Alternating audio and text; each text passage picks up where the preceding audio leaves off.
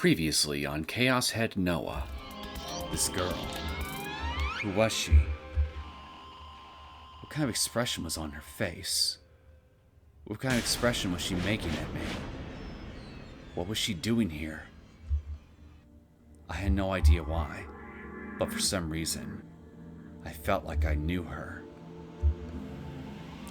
While staring at the pale hand wrapped around my arm, I tried to envision what she looked like. In my delusion, she... ねえ、もう一度聞くけど、本当に彼を覚醒させるつもり？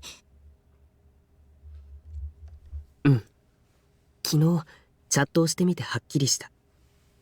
のぞみはすでに彼に目をつけている。ノア2も完成間近だし、急がないと。どうしてもやるの？そうだよ。でもそれじゃのぞみと変わらない。彼に恐怖を与えて追い詰めて。彼しかいないんだ。彼が覚醒すればあなたは死ぬのに。最初から覚悟の上だよ。彼に全ての責任を押し付けようとしている僕には相応の罰だと思う。The girl kept her gaze focused on the setting sun, not daring to look over her shoulder at the boy. Her countenance laid her emotions bare. She looked as if she might burst into tears at any moment. 彼を消すっていう選択肢はないかな。そうなったら僕はまた1年以上昏睡する覚悟で新しい僕を生み出さないとね。その頃にはノア2は完成して世界には絶望が溢れているだろうけど。 Her clothes were different. She was wearing a uniform unfamiliar to her, from a school she didn't recognize. In addition, her body was stained with crimson, and in her hand was a stake. 嘘。これって妄想がシンクロを。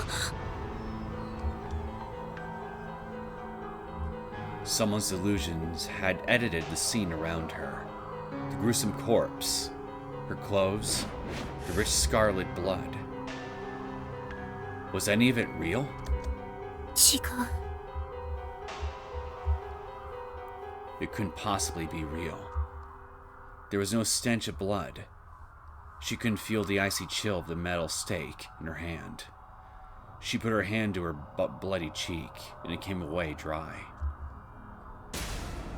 She carefully reached for one of the stakes planted in the body. But when she tried to grab it, her hand grasped nothing but air. Everything was a delusion. A far, far too vivid delusion. But at any moment, the delusion could become reality. It had already taken form. Once rebooted, it would emerge with reality. What was she to do? ついさっきまでは不自然なところなんてなかったのに、これ一体どうなって。落ち着け。相手は化け物級のギガロマニアックだ。細工されたのかしら。自分の実在を知られたくないためだろう。書き込み時間が変化したことで自作自演のように見えてくるわ。そう見えるな。それが狙いってことだ。現実を妄想にした。気をつけろシノ。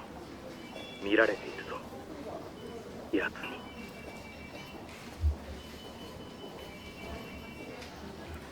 Suddenly, a sense of uneasiness crept up the back of Shino's neck. Covering her nape with her hand, she turned to face the source of the gaze. But there was nobody there. Not a single soul could be found within the nurse's station. About damn time he started staring at someone else's neck. Go forth, my delusion.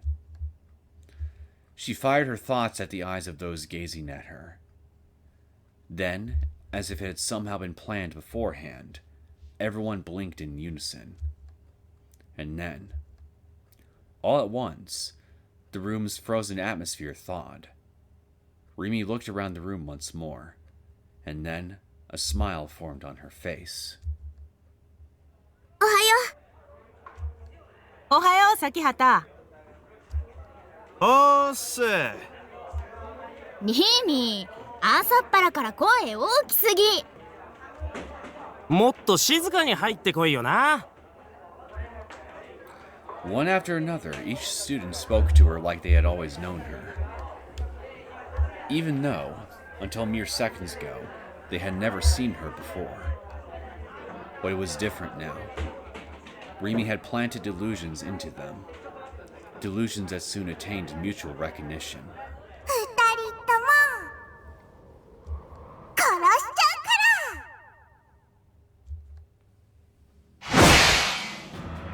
ら。 It came like a storm.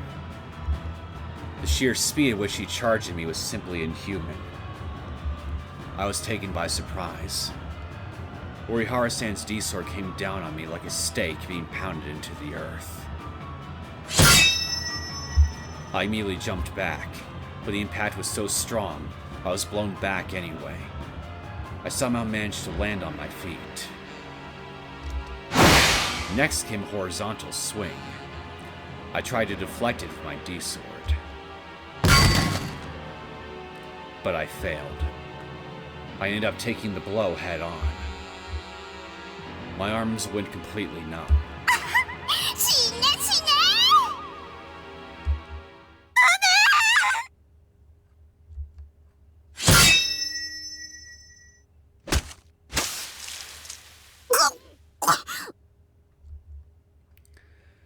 As if it was a pair of wings spreading. Oh dear. It twisted itself deep into Orihara-san's body and tore her apart. Blood burst into the air, and the petite girl who had been alive just a second ago transformed into nothing but mere lumps of flesh. Crimson, illusionary feathers poured down around me. 違う。私はこんなの望んでない。 Seeking desperately for someone to save me, I looked around. Taku was staring at me as if he'd seen a monster. 私 Hey, you asked her to save you, and she did. Don't you dare 殺すつも complain. りなんて。 Don't you dare complain now, Taku. 殺すつもりなんてなかったのに。 But I killed them anyway.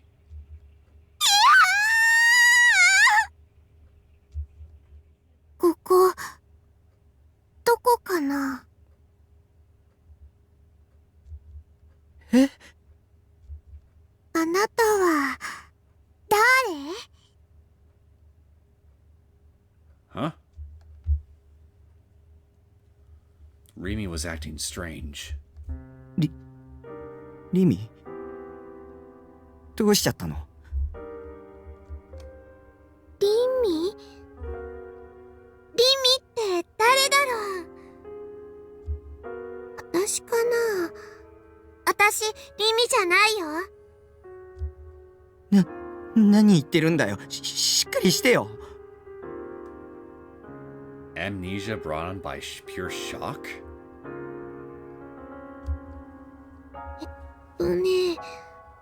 私の名前はわかん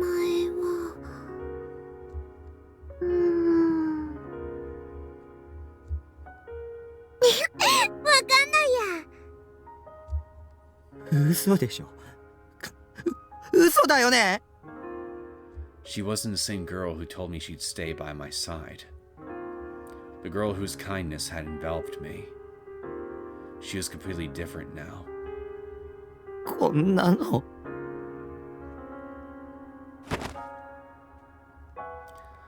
I fell to my knees on the spot. I was overwhelmed with despair.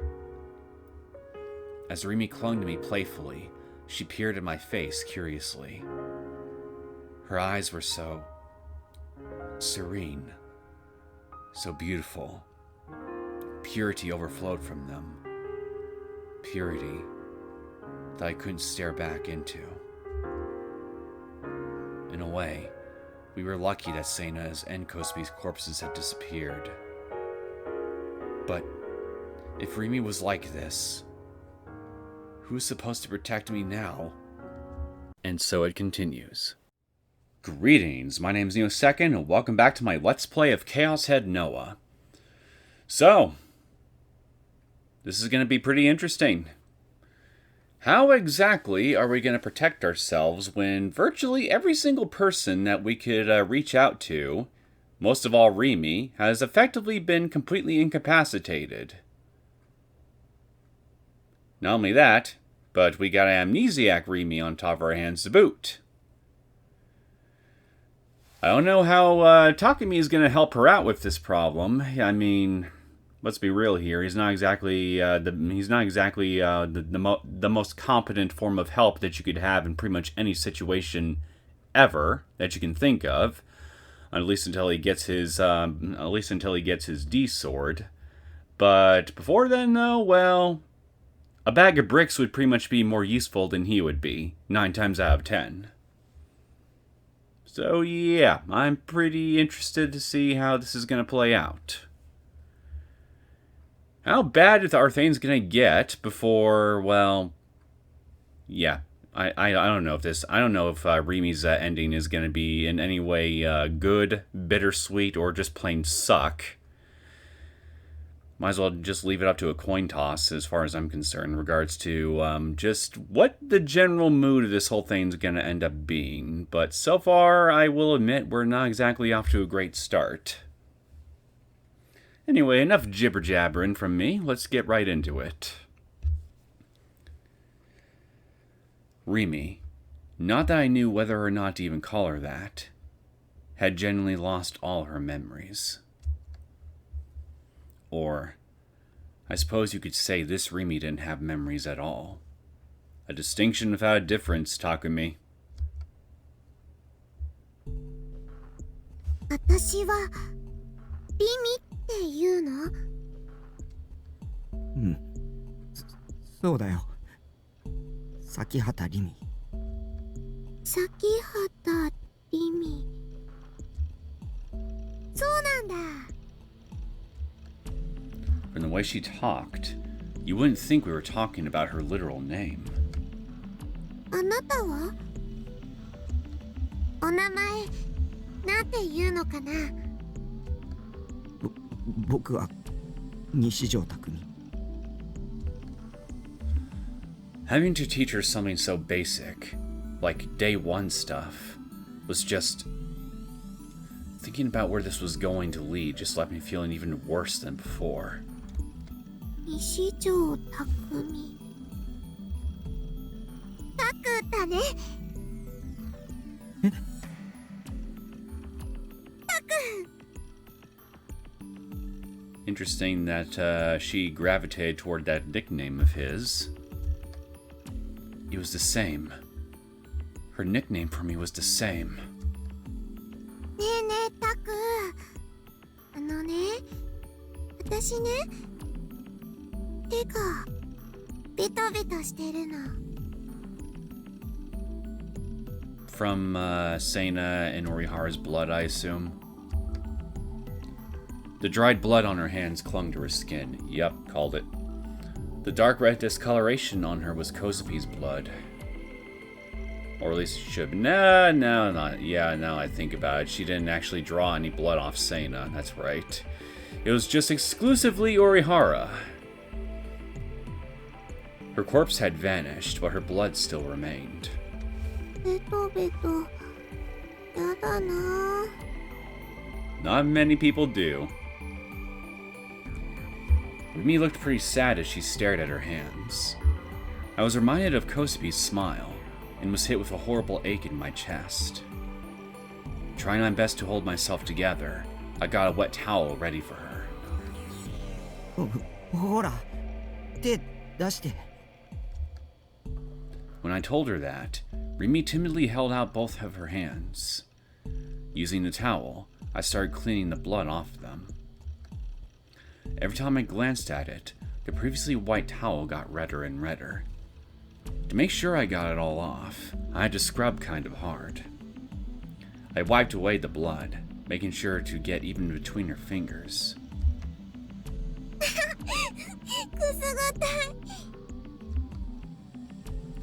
Rimi laughed cheerfully.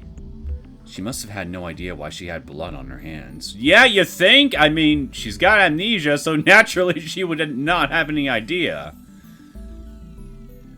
Dumb question, Takumi. Well, she wasn't fucking acting carefree. You know what? Clean them yourself. Why should I have to babysit you? Because even if she doesn't remember doing it, she saved your worthless life? I think that'd be reason enough for me, personally. But there was no way I could actually say that. Rimi had tried her best to protect me. And because of that, regardless of whether or not it had been intentional, she'd killed someone. And then, her heart and mind had broken completely. So, I couldn't just leave her to fend for herself. After all, I was also responsible for her being like this. Glad to see that you're taking accountability for this, Takumi. ほら、綺麗になったよ。ありがとう。ピカピカだ。私の手。すっきりしたよ。She took my hands, intertwined her fingers with mine, then instantly shook them up and down. She seemed so happy. It was like she was a little kid. For some reason, her smile left me feeling wistful.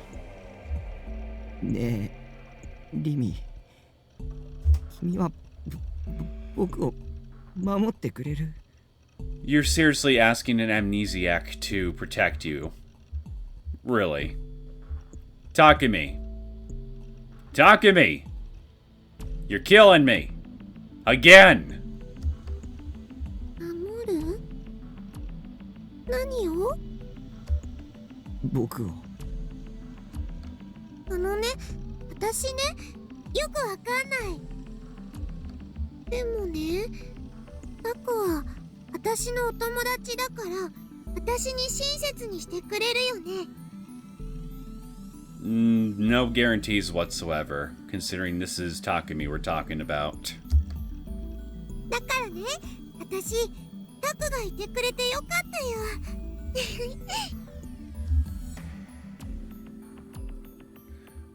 It was no use. There was no point talking to her anymore. The Rimi who was supposed to protect me wasn't there anymore. Haven't you already come to this conclusion twice in a row already? Like, come on, man, you're thinking yourself in circles at this point. I hung my head. Rimi wasn't supposed to be here. Where was her house? She needed to get home. I thought of reaching out to her family, but I couldn't find anything among her stuff of their contact information. If I went to school, the teachers there would most likely know her address. Problem was, it was already fairly late, so I probably wouldn't be able to get in to ask. Problem is, I don't think they would have that information, because Rimi probably never thought to include that in her D-Sword brainwashing. Actually, now that I thought about it, I didn't really know much about Rimi. Where did she live? How big was her family? When was her birthday? What was her favorite food? I didn't know anything about her, and because of that, there was nothing I could do for her. タク。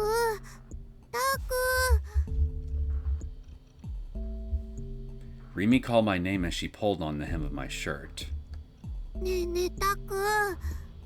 For a second, I thought that said skirt. I'm like, whoa, Takumi! Finally wearing something that's actually appropriate to your character, I see. But alas, no. No, he's just wearing a shirt. 私ね、お腹ペコペコ。 Well, you're partially responsible for this mess, Takumi. I think it's only fair that you feed her. What time was it? It was already dark outside, and also dinner time. Unfortunately, I didn't have any spare food here. Useless! You are useless! I would have to go buy something. 何が食べたい？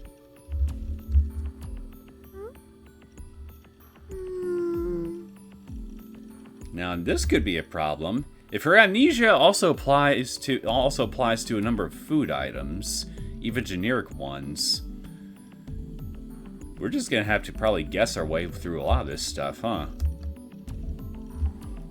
Has she also forgotten about food due to her memory loss? Starting to look like it. Does she not know what different kinds of foods there were? What they tasted like? そうだ。あのね、私、お蕎麦が食べたい。 Wow, looks like I spoke too soon. I guess she at least knows about soba. お蕎麦？ Soba! お蕎麦好き。好きなの？好き。なんで？食べたことあるの？食べたこと。I think ない the かも。 I think the word you want to actually say here is eaten rather than eated. Forgive me, the grammar Nazi inside me decided to come out and say hello. でもね、お蕎麦は好きだよ。 What was going on? Was she starting to regain her memories? Or was her previous self's sense of taste the only thing she remembered? Looks more like the latter to me. But hey, at least it's better than nothing. If she got her memories back, I'd be saved. For a time being, though, I had to go to the supermarket to buy some soba. Well, look at it this way. The fact that she remembers that she even likes soba at all here is at least something to go on here. So maybe if you fed some to her, and she remembers, and she ends up experiencing the taste and other things like that, it just might, jog her memory in some tiny ways, and help her remember some other stuff. It's kind of like mental breadcrumbs. You just gotta follow them and then see if they lead anywhere. リミ、ここで待ってて。絶対外に出ちゃダメだ。はーい。ビシー。 I tentatively struck the pose the previous Rimi had done all the time. What a god-awful mental image you're conjuring in my mind. Stop that! I put one hand up against my head as if I was saluting her. Maybe this would make Rimi remember. That was my train of thought at least, but... 石？何？かっこいいね。 She had no idea what I was doing. Her eyes were sparkling with curiosity, not recognition. So, incredibly embarrassed, I bolted out of the room.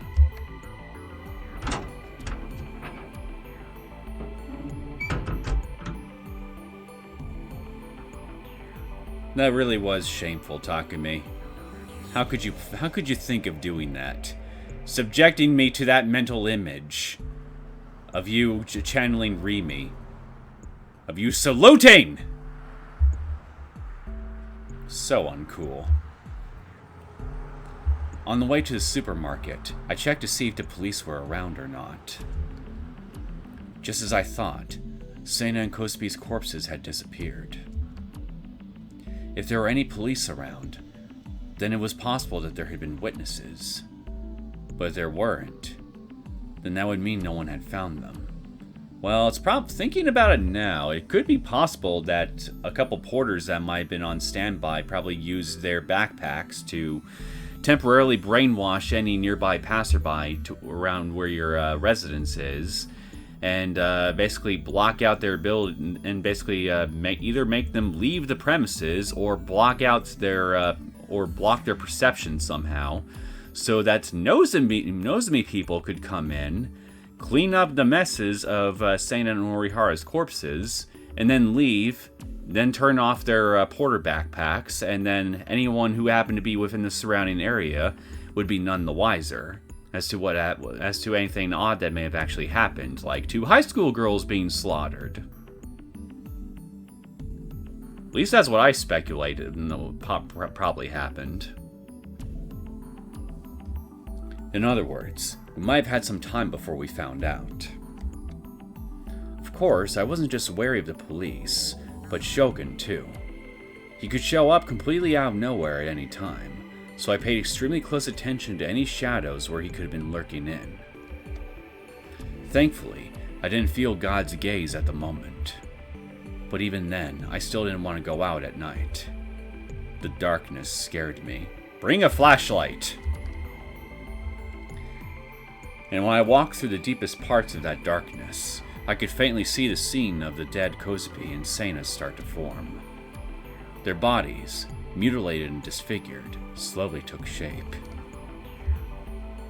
I quickly averted my eyes and hurried to the supermarket, keeping my eyes trained on my feet.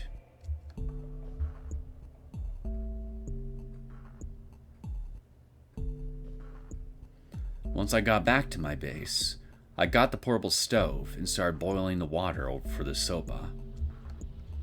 My container didn't exactly have any form of ventilation, and there was flammable shit everywhere, so it was honestly pretty dangerous. So move the flammable shit away, man! Don't make it needlessly hard on yourself, dumbass. Regardless, I went ahead and tossed the soba into the pot. Instant noodles, of course. Rimi was staring at the noodles with a spark of curiosity in her eyes. お蕎麦ってこうやって作るんだね。 Yep, it's just like with most noodles. You put them in a pot of boiling water and boil away. And then you take them out. Kozubi's pool of blood was still there. It was practically all dried up now. Since it was nighttime, it just looked like some weird black stain. Now, regarding the blood stain as to why that was left, well, considering Nozomi, Suwa, and why am I forgetting her name?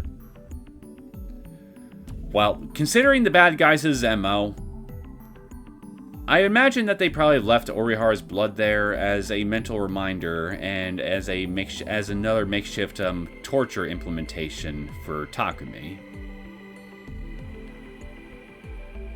Pretty simple reason, but I mean, it pretty much fits in with everything else we've seen up until this point. I broke down all the empty cardboard boxes I piled up and set them over the top of it. I knew it wouldn't solve the problem, but I still didn't want to see if I could help it. たくこぼれそうだよ。 When I heard her say that, I went back to check the stove.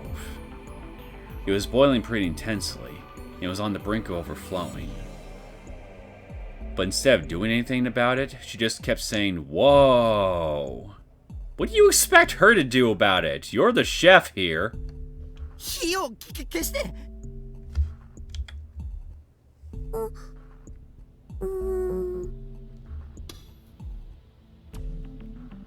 For a second, I thought I ended up bringing up a menu or something, but I think that was just the stove I just heard. Don't do that to me, game. I hate when you trick me like that. Rimi tilted her head, then turned the dial on the stove. The wrong way. Wait a minute, maybe this whole time, every time I ever brought up a menu, what I was actually doing in reality was messing with Takumi's stove!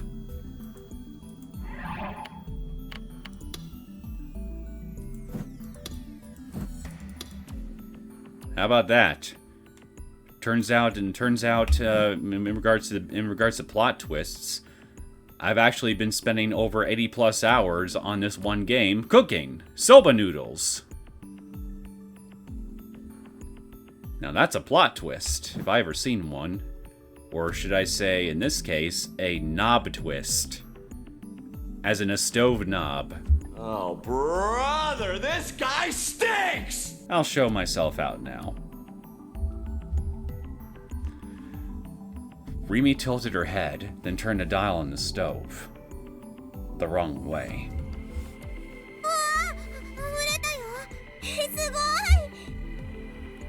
Yep, hot water will do that. いや、すごいじゃないでしょ。 I frantically pushed Rimi aside and turned off the burner. There was hot water everywhere. Well, at least look on the plus side. At least water by itself is not sticky. It shouldn't have really mattered. As long as it was edible, she shouldn't have cared too much about how it tasted or its texture. Now, if you were a decent human being, which unfortunately most of the time you aren't, you would care a little bit about its taste and texture, like any other normal human being with a normal functioning moral compass would have. But I guess even this is too much to expect from you, huh, Takumi? Piece of crap. Never let me have you cook any food in my house. I'll probably end up dying from whatever you end up concocting. So I took the pot, drained the water from it, and immediately rinsed the soba noodles. Though it was worth noting that I'd only done so because the instructions told me to, not because I was some master soba chef. You're clearly not a master anything chef. 冷やしとあったかいのとどっちがいい？ Cold noodles? What is wrong with you? I plopped the noodles into a bowl, then poured in the base I'd bought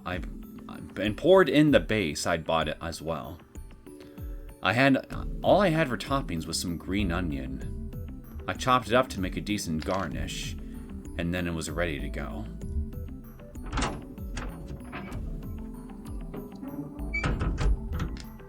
I took Rimi back to my room in a hurry. I'd leave the cleaning for tomorrow when it was bright outside. But right now, I wanted to spend as little time as possible outside, especially since there was still the faint smell of blood out there. It felt as if Sena and Kozuki could show up even now. They'd be drenched in blood, and then they'd start walking toward me like zombies. This would be a prime time for a negative delusion trigger to prompt to show up. But unfortunately, I don't think I'm gonna get any, like pretty much all the heroin routes. Sure, that was more based in cults than reality, but it still scared me nonetheless. ねえたっくん食べていい？食べていい？ It was pretty clear that Rimi didn't have any of the intense worries I had. Why would she? She's an amnesiac. Actually, maybe it was precisely because of those things that she changed to an entirely new personality, in order to completely erase the memory of having killed people. どうぞ。いただきます。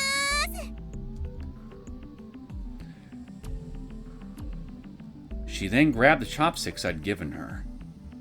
She was holding them like they were a fork, though. And instead of using them, she stuck her mouth on the edge of the bowl and started slurping it up directly. She not only eats cold noodles, but she's a cold noodle slurper, too, on top of it. She's a cold noodle slurper! No wonder she's a Gigalomaniac. She really is messed up in the head. Yeah, I don't care what anyone says. That's how a lolly eats. TYVM. I have no idea what that acronym means. Oh, wait. Does it mean thank you very much? Seems like a reasonable, seems reasonable to me, at least. That's what it means. She must have even forgotten how to hold chopsticks correctly. She'd also forgotten how soba was made and how to turn off a simple stove. And yet, she had remembered that it was polite to thank people for making stuff for you. Maybe that meant that her understanding of the world around her had regressed. 食べられないよ。え？食べられない。 You can't even slurp a noodle. Now that's tragic. Rimi was getting frustrated at her own inability to properly eat the soba. And I mean, considering how she was trying to go about it, of course she wouldn't be able to. 食べさせて。なんと。 She said, stick the noodles in her mouth. Was she for real? Was she asking me to feed her? You see anyone else in here? I felt like I was her babysitter at this point. You kinda are. Or perhaps a dad. Might as well be. But having a daughter the same age as me? Possible if time travel shenanigans are involved. Oh god, I didn't know if I could handle that. たく。 She pleaded for puppy dog eyes, and since I couldn't really say no to those, I let out a sigh and gave in. Don't let your kids starve, Takumi. ほら。あんして。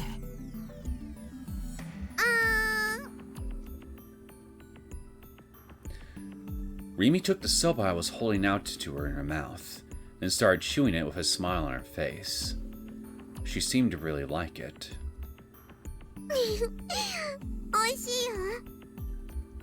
それはよかった。 Suddenly, a thought crossed my mind.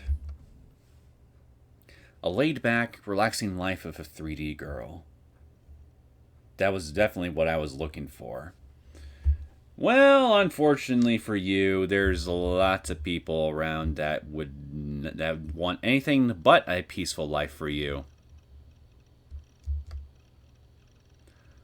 A life with no overtly dramatic eroge-esque plot points. You mean like what you had with NOZOMI?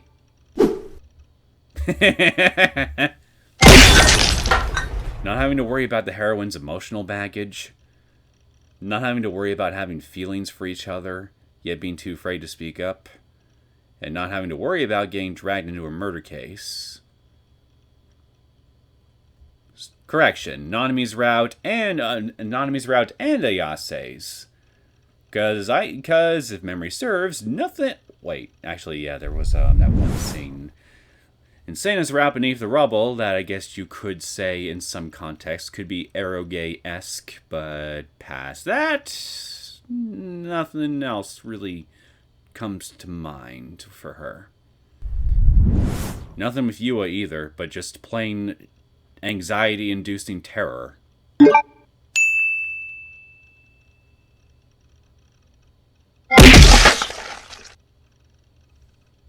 Yeah. Not having to worry about the heroine's emotional baggage. Not having to worry about having feelings for each other yet being too afraid to speak up.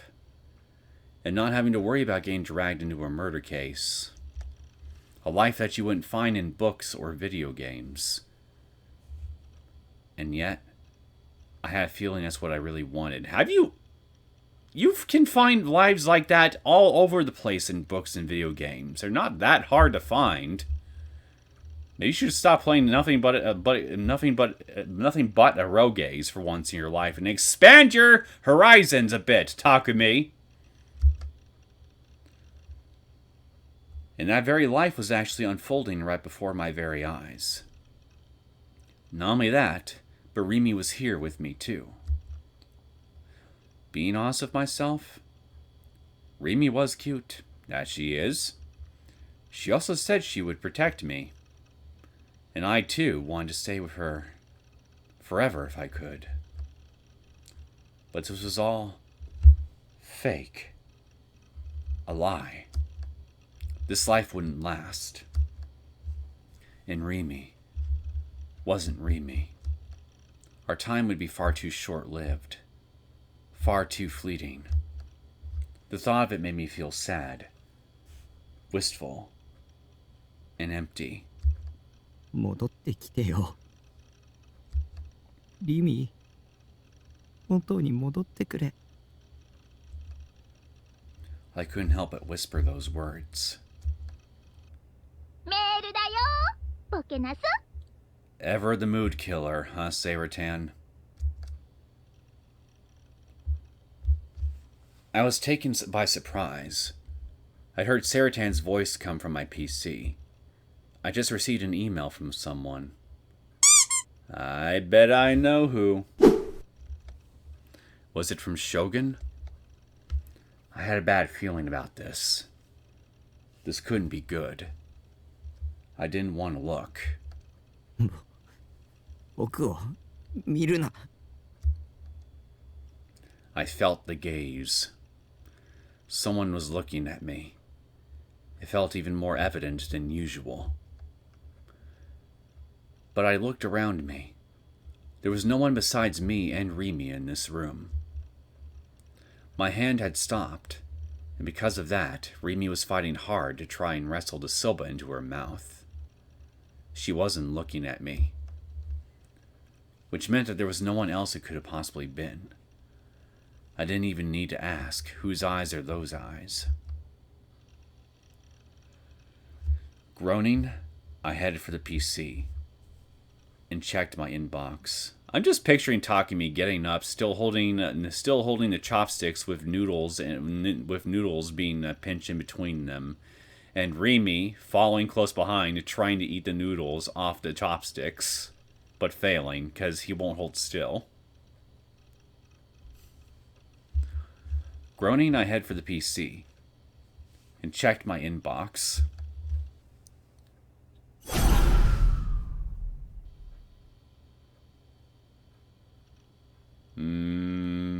It could be Suwa pretending to be Shogun. It could be. Or it could actually be the man himself. I think I'll be able to figure it out just by reading the writing style of the author. So Takumi, open it up. I'd only received one email, and the sender was Shogun. くそくそ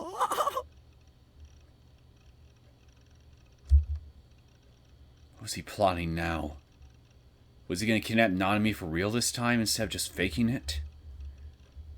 Or maybe he was finally going to come and kill me directly once and for all. The fear made all my hair stand on end. The chills on the nape of my neck grew even stronger.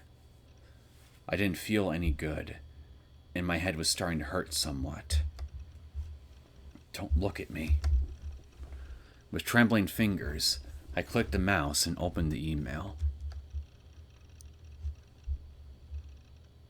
あれ Nothing, huh? Then maybe it actually is from Shogun. There was nothing written in it. It was only the subject line, which read, awaken. There was nothing written in the body.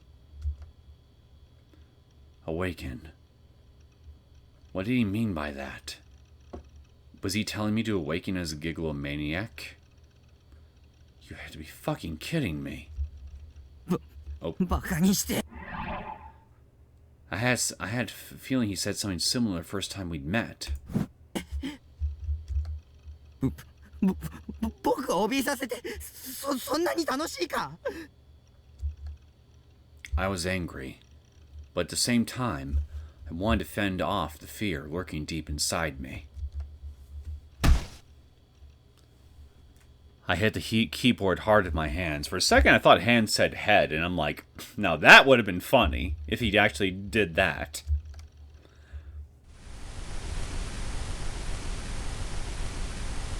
static came from the speakers. Had I clicked something by accident? 目覚めて。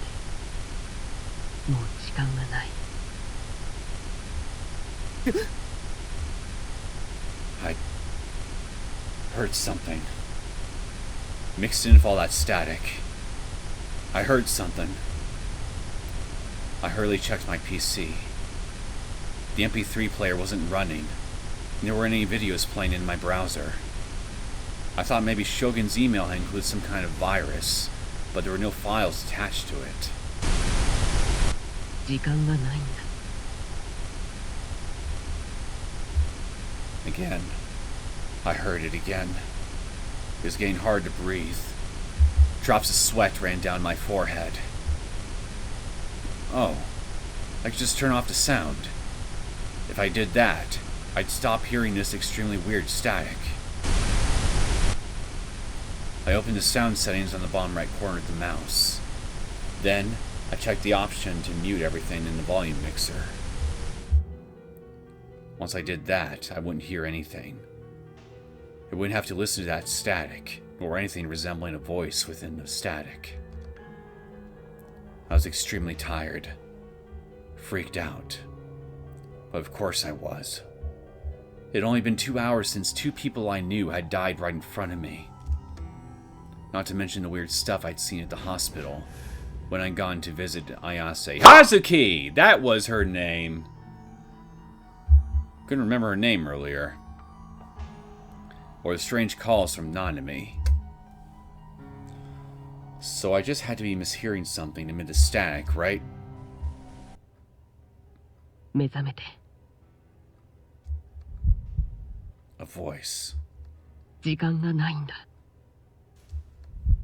was coming from the speaker. もうすぐサードメルトが起き。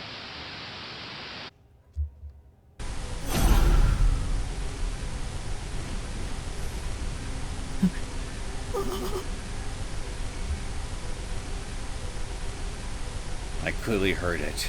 Yep, I heard it too. The third melt is occurring soon. It was him. That had been Shogun's voice. The same voice that talked to me at Scramble Crossing. なんでだよ。ミュートにしたはずだろ。タク、サードメルトって何？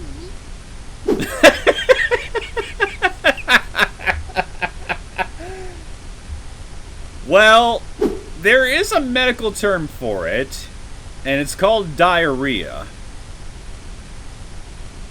And you know what? I'm not going to talk. I'm not going to explain it right now. No need to. I don't need to gross out my audience, or me for that matter. Rimi, acting like she had just been for the past couple hours, tilted her head as she looked at me with innocent eyes. I came up close to her, grabbed her by the shoulders, and shook them. リミ、頼むよ。しっかりしてよ。痛いよ。言ってくれ。僕を守るって言ってくれよ。僕は一人じゃ耐えられない。このままじゃ殺される。痛くしないで。僕は君を責めないから。君がいてくれないと困るんだ。だから痛いの。やだ。 Tears trickled down her face. I was scaring her. Every couple seconds, her shoulders trembled.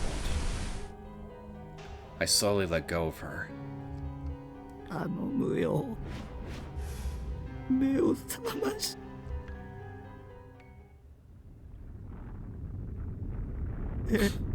Well, damn!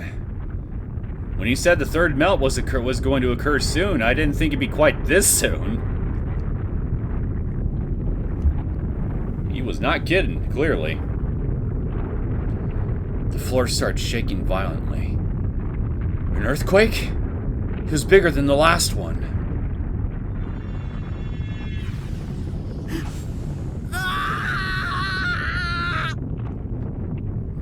I was struck with a violent ringing in my ears. It was such an intensely shrill, resonant sound. My head felt like it was about to burst open. You know, I just thought of something totally random, but kind of relevant to all this. Since Neosekken is a Gigalomaniac too, wouldn't the shrill sounds that are being emitted by Noah 2, like what we're seeing right now, also affect him in a painful way? Like it does with Takumi and the other Gigalomaniacs? Surely Neosekken can't possibly be enjoying this himself, right? On account of having a bigger brain than the rest of the human population. I'm just curious, like, how exactly? I'm just kind of curious, like, how exactly he fares whenever these experiments that he does with Noah 2 play out. Oh wait, did I forget to read something? Yeah, I think I did. I was struck with a violent ringing in my ears. It was such an intensely shrill, resonant sound. My head felt like it was about to burst open. It felt like my ears were being pierced by thousands upon thousands of needles, as though my brain was being stirred into mush by a blender. And then... kaboom. I was hit by an enormous impact, and a blinding light dyed my vision completely white.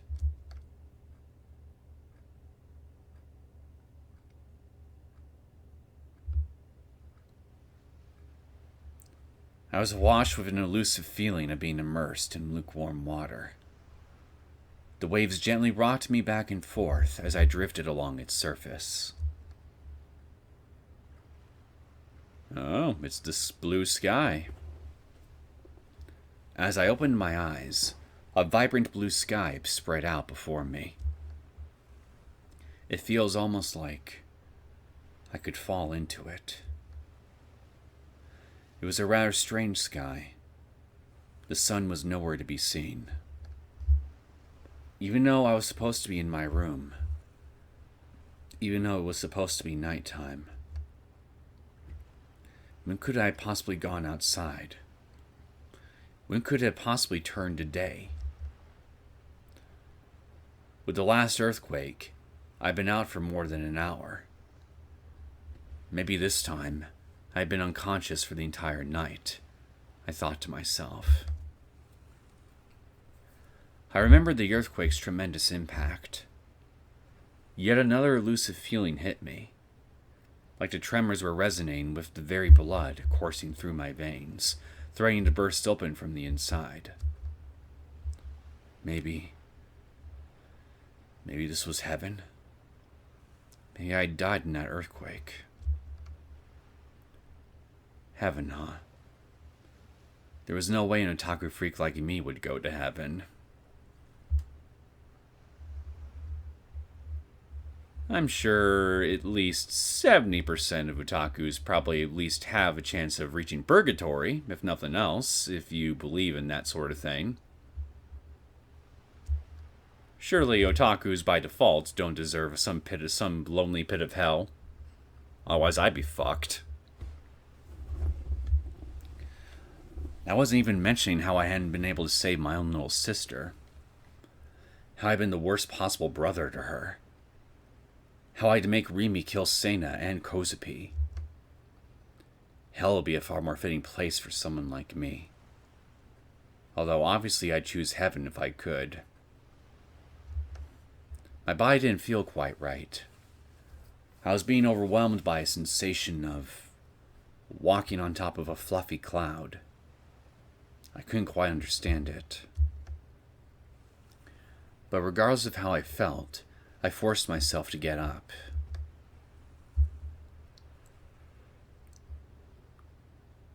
The feeling of being rocked by the waves hadn't simply been my imagination after all. This was a world of a never-ending surface of crystal clear water. A world where, no matter where I looked, Blue filled my view.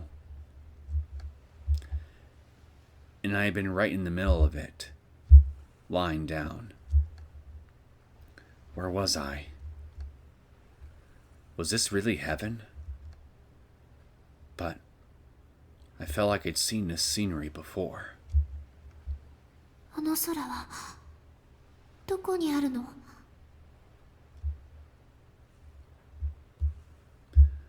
A voice resounded within my mind. A voice which rose from the depths of my memories. Right. I remembered now. I'd seen it in a dream before.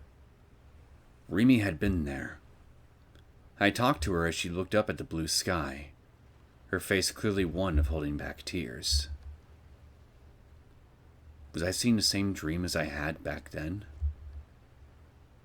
But no matter where I looked, there was no one other than me.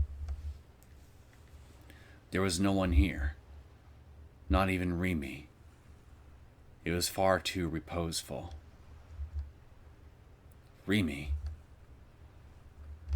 I tried calling her name, but my words were entirely mute, and yet, even without sound, they created ripples across the calm surface of water. Are you there? Sound was a series of vibrations, and those vibrations, in turn, created waves. Among those waves, just like I had been a few moments ago, there was someone lying down. I stood up. My field of view expanded. The one drifting along the waves was Rimi. Well, hey, at least we're not alone in this place. She was so unbelievably pale, she appeared as if she was dead. Her eyes were closed, and both of her hands were resting gently on her chest. And she simply stayed that way, facing up to the sky, not moving even a single inch. Rimi, wake up. Even though I called out to her, she didn't react. She was dead. I knew that for certain. But it wasn't just her. The world itself was dead. And so I just stood there, not knowing what to do.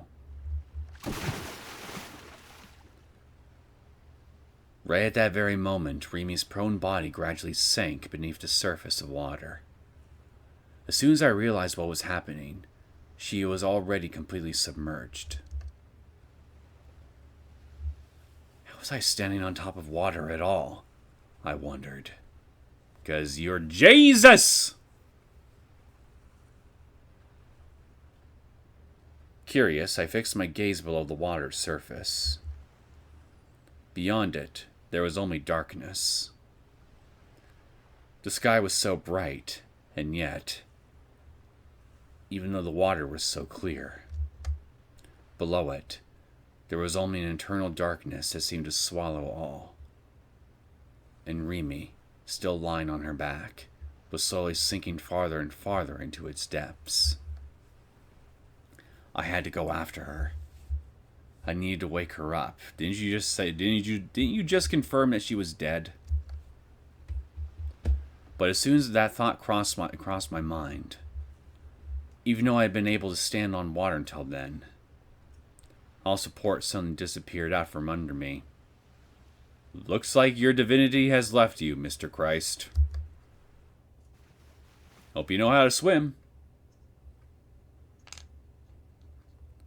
I sank. My body grew heavier with each passing second. It was like I was underwater, but it wasn't as though I couldn't breathe. The water was very warm, too. I just wanted to drift within this comfortable sensation for all eternity. That was the way it made me feel. If I had to give an example, rather than ocean water, it was more like amniotic fluid.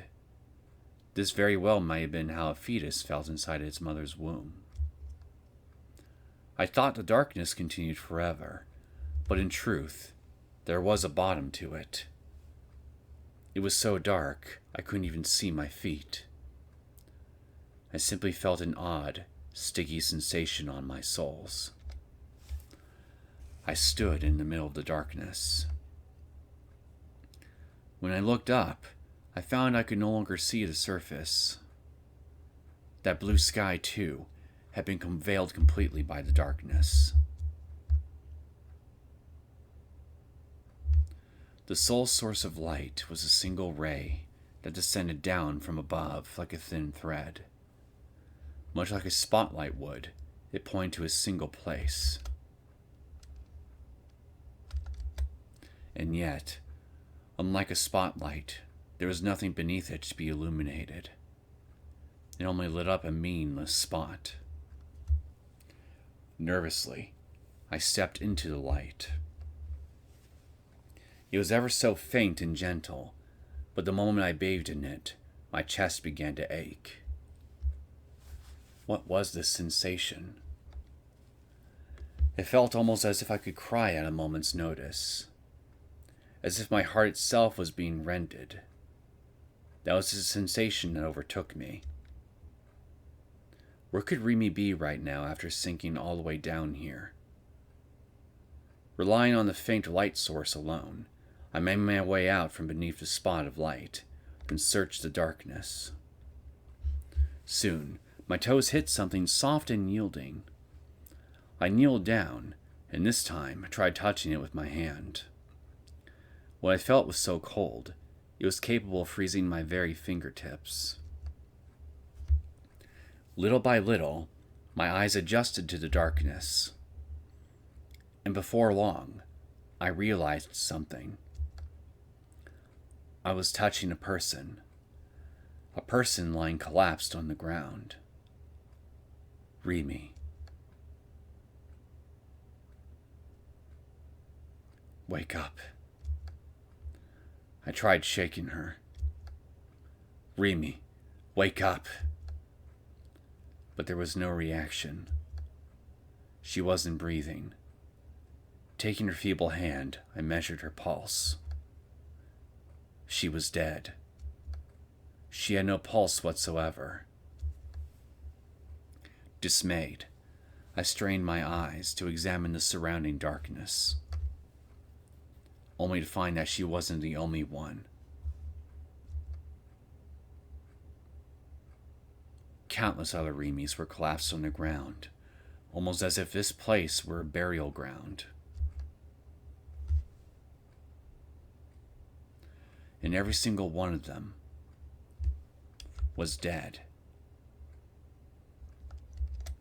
This was a graveyard. The graveyard of her heart. That was how it felt to me. Suddenly, countless bubbles sprang forth before my eyes, and within each and every one of them, I could see different visions being displayed. An instinctive realization came to me, and I knew then that these were Rimi's dead memories.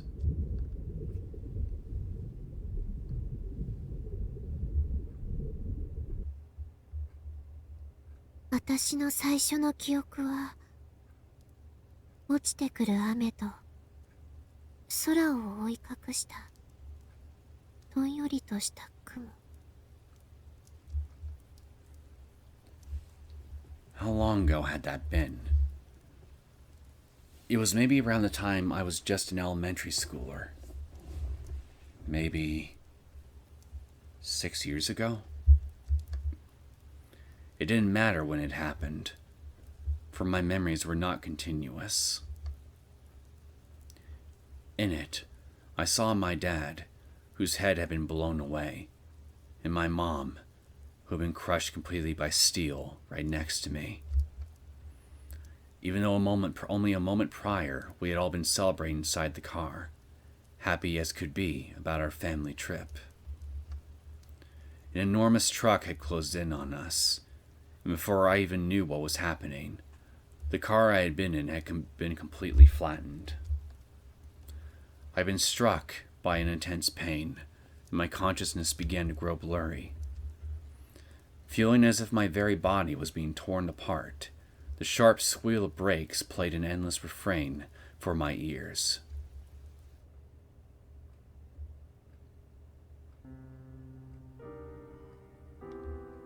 Next の記憶は手術台の上から見た眩しい光と男の人の声。Nerose. I do recall him saying that he was a doctor once. I wonder how long ago that was. It was right after losing my parents. Maybe 5 years ago. And I bring up Nerose because,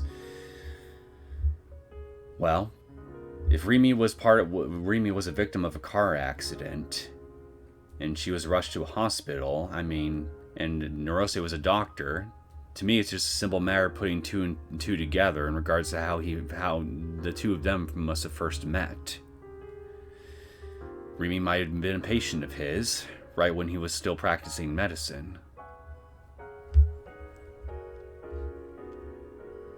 I wonder how long ago that was. It was right after losing my parents. Maybe 5 years ago. Now, I have no idea if I'm right or not here. I'm just thinking up theories as I go along here with every little new bit of information I'm being presented with here. I'm just trying to fill in the gaps as best I can with what I remember seeing from previous events, and hoping that maybe I'm right. It didn't matter when it happened, for my memories were not continuous. 担当医に剣のようなものが見えたと言ったそうですね。Yeah, that's Nerose, all right. 聞こえていますか?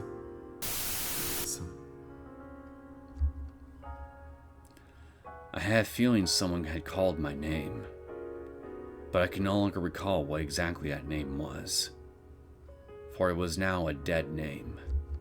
まだ傷が癒えていないようですね。ご両親が目の前で亡くなったのもショックでしたか。では、聞いているだけで結構。私はこの AH 東京総合病院の名誉院長でありスポンサーでもあるノロセと言います。君はギガロマニアックスである可能性があります。ぜひその力に覚醒していただきたい。幸いにも君は天涯孤独になったので親族などの煩わしい連中も湧いては来ない。というわけで君は今日をもって死亡扱いとなりました。以後この地下室で過ごしてもらいます。何の心配もいりません。ここは私しか知らない部屋ですから。頑張って目覚めてください。期待していますよ。君は実験台です。力を持つ非覚醒者を目覚めさせるためには何が必要か、いろいろと試させてもらいます。明日からね。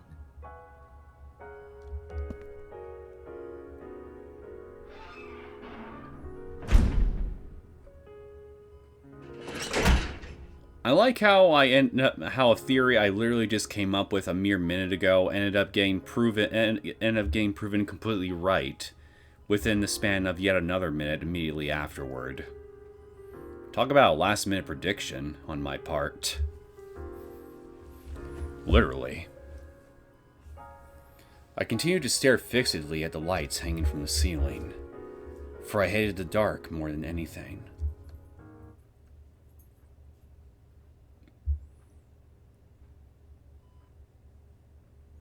Next の記憶も手術台の上から見た眩しい光と男の人の声。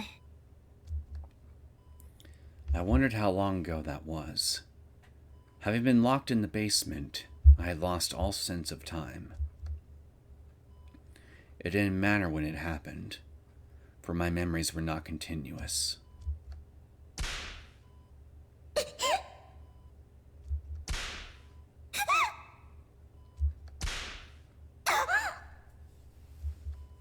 実に我慢強いお嬢さんですね、君は。背中の皮膚がただれて血が出ているのになぜ耐えようとするのです？早く目覚めれば楽になるというのに。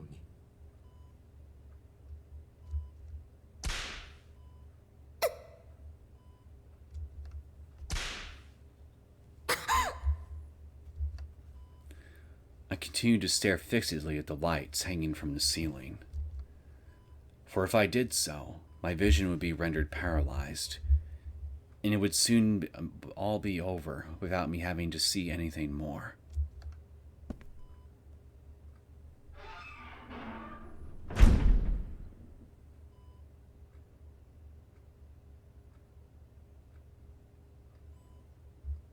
Next記憶も手術台の上から見た眩しい光と男の人の声。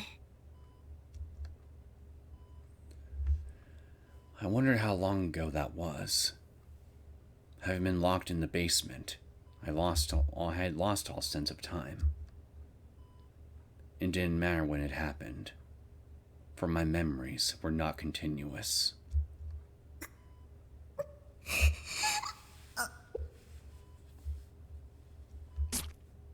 痛いですか？皮膚の表面を切るだけですよ。血はたくさん出ますが死ぬほどではありません。3日も放置すれば可能してかゆみがひどいことになるでしょう。そこからが今回の実験の本番です。Lord. 安心してください。私は医者なのでね、メスの扱いには慣れています。そうですね。10箇所ほど切り刻みましょうか。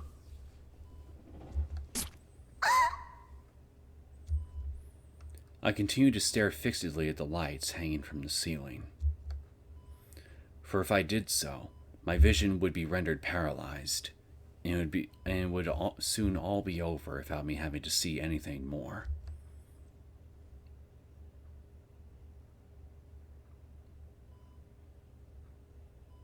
次の記憶も手術台の上から見た眩しい光と男の人の声。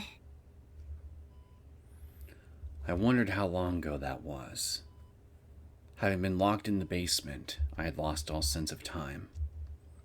It didn't matter when it happened, for my memories were not continuous.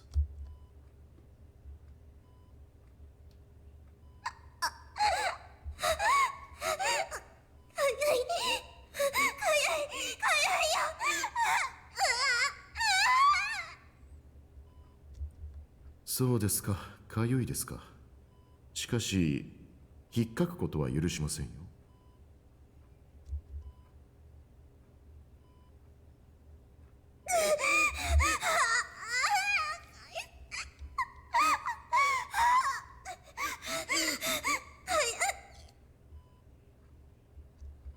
人というのは実に不思議なものでしてね。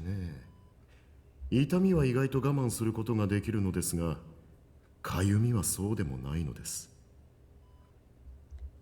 痛みよりもかゆみの方が精神をおかしくさせるには効果的かもしれませんね。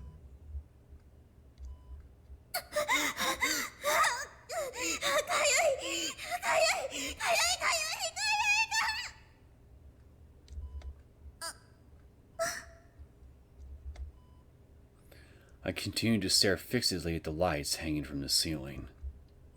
For if I did so, my vision would be rendered paralyzed, and it would soon all be over without me having to see anything more. And then, I killed my own self.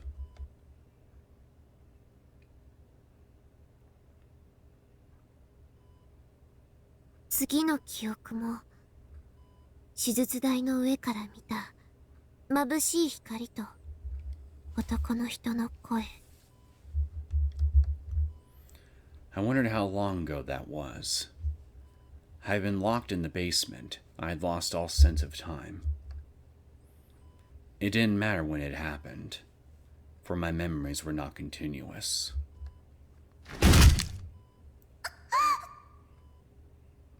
What are you doing this time?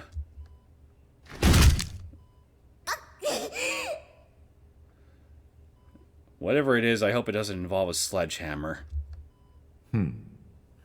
左上腕はこれで粉砕骨折というところですか。Probably does. まだ目覚めないとは一体何が足りないのでしょうね。しょうがない。今日の実験はこれぐらいにしておきましょう。ゆっくり休んでください。Be kind of hard to rest well with a fractured arm. Just saying. I'm saying, and I speak from actual experience too. Don't believe me? Fracture your own arm and try to sleep with it. I continued to stare fixedly at the lights hanging from the ceiling. For if I did so, my vision would be rendered paralyzed, and would soon all be over without me having to see anything more. And then I killed my own self.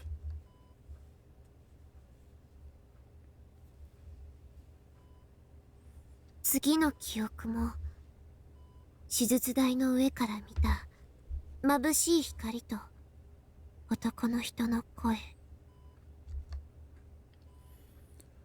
I wondered how long ago that was. I had been locked in the basement. I had lost all sense of time. It didn't matter when it happened, for my memories were not continuous.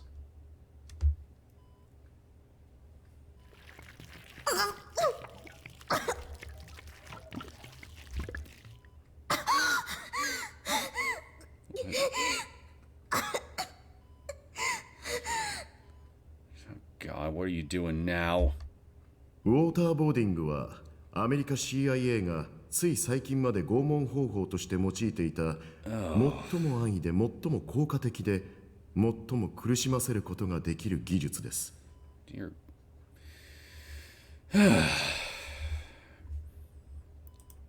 Yeah, waterboarding, from what I understand of it, not fun at all. Waterboarding, a method of torture, is performed by pouring water directly into the nose and mouth of a person who is lying on their back, with their legs elevated and fixed above their head. This creates an illusion in which the victim feels that they are both suffocating and drowning. As the illusion of drowning does not actually inflict pain, nor cause physical injury, the United States argues that waterboarding does not constitute cruel torture, as defined and prohibited by the Geneva Conventions. Yeah, well, you can argue definitions all you want here, but I mean, the results of the torture itself, I think, clearly speak for themselves in regards to whether or not it counts as cruel. And I say it definitely counts as cruel. いわゆる水攻めというものですね。わずかな水の量だけであなたに溺死した錯覚を味わわせることができるのですよ。21世紀においていまだにこのような古典的な拷問を行っている。実に面白いではありませんか。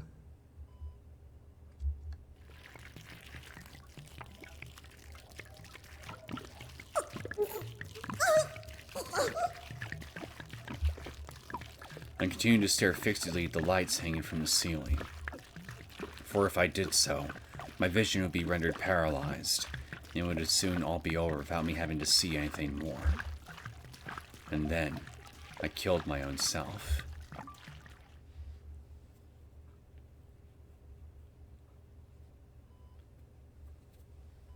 次の記憶も手術台の上から見た眩しい光と男の人の声。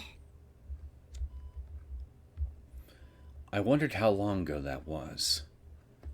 I had been locked in the basement. I had lost all sense of time. It didn't matter when it happened, for my memories were not continuous.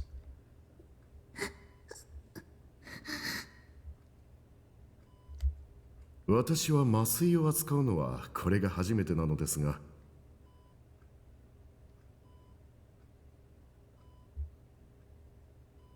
What kind of medical work have you been practicing up to this point that never once involved anesthesia? I'm kind of dreading to know. どうやらうまくいったようですね。気分はいかがですか？君は今、首から下が麻痺している状態です。自分の体を思うままに動かせないというのは、ストレスのたまることだと思いませんか？とりあえず、その状態で1年ほど過ごしてみましょう。God Almighty. 1日に1度、点滴で栄養を与えますから、心配はいりません。では、良いお年を。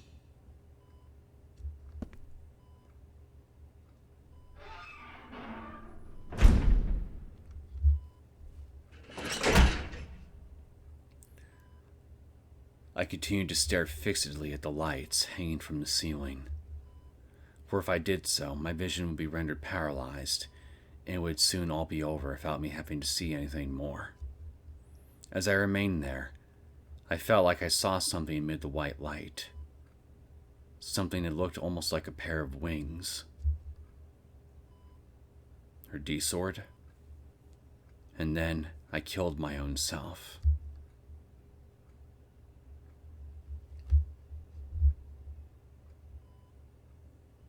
The 次の記憶は手術台の上から見た眩しい光だけ。 Seriously, I thought Ayase had it bad.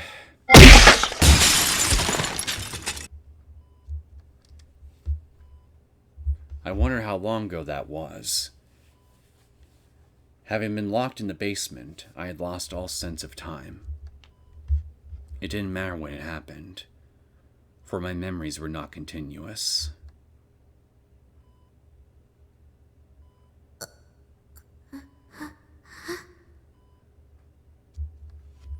No matter how many times I called out, no one came for me. Nothing moved, and I couldn't move anything. Not even a twitch of a finger. I simply stared vacantly at the light hanging from the ceiling. There was nothing else I could do. As I remained there, I felt like I saw something amid the white light. Something that looked almost like feathers fluttering about. And then, I killed my own self.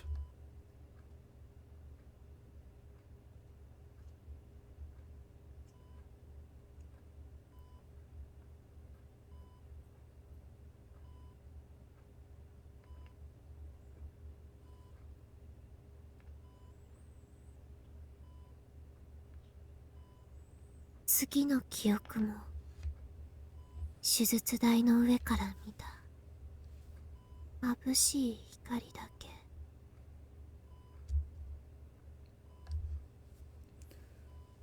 I wonder how long ago that was. Had I been locked in the basement, I had lost all sense of time. It didn't matter when it happened, for my memories were not continuous.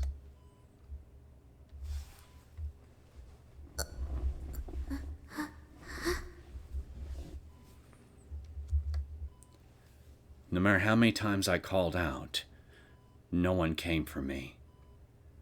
Nothing moved, and I couldn't move anything. Not even a twitch of a finger. I simply stared vacantly at the light hanging from the ceiling. There was nothing else I could do. As I remained there, I felt like I saw something amid the white light. Something that looked almost like feathers fluttering about. And then, I killed my own self. 次の記憶は手術台の上から見た眩しい光と男の人の声。I wondered how long ago that was. Having been locked in the basement, I had lost all sense of time. It didn't matter when it happened, for my memories were not continuous.「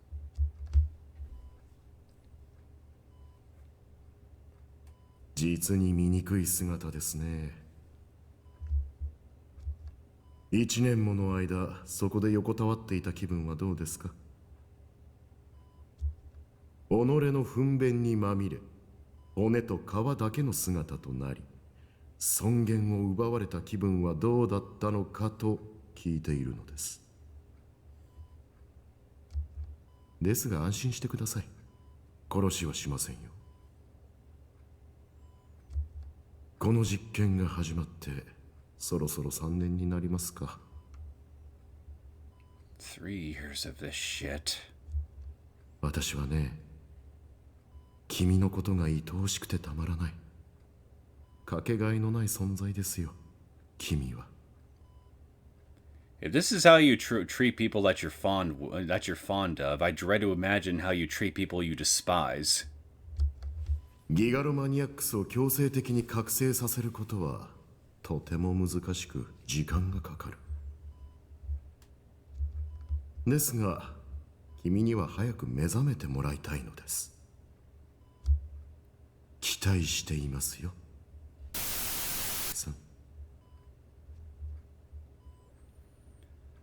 I continued to stare fixedly at the lights hanging from the ceiling. For if I did so, my vision would be rendered paralyzed, and it would soon all be over without me having to see anything more. As I remained there, I felt like I saw something amid the white light. Something that looked almost like feathers fluttering down, together with a pair of wings. And then, I killed my own self.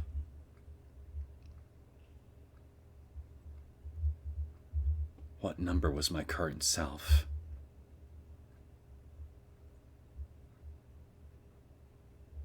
Oh, it's finally over. That's enough. Make it stop. Please. To think there was such a tragic past behind Rimi's smile. Yeah, I knew it wasn't a happy one, but I mean, I didn't think it'd be quite that awful. I took one of Rimi's corpses that was lying on the ground and brought it close to my chest. It was terribly cold, and I could tell it was devoid of a soul. But even so, I needed her. I want you here with me, Rimi. Honestly, after this, I think someone needs to be there for her. And I then wished and crafted a delusion. Wake up. Please wake up, Rimi. You're the only one who can save me.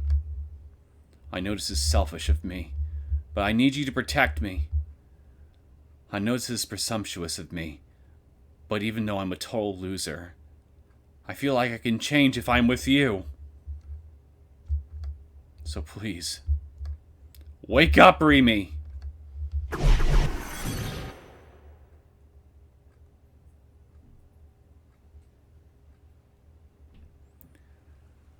The next thing I knew, I found myself in the blue-filled world once again. Waves ran across the surface of the water. And then, slowly rising up from the depths, were countless Rimis. Every one of them had their eyes closed, and were standing still as could be on top of the water. Eventually, they started moving. However, they didn't do so using their legs, but simply glided across the water. One Rimi then overlapped with another, and that same one overlapped with yet another one.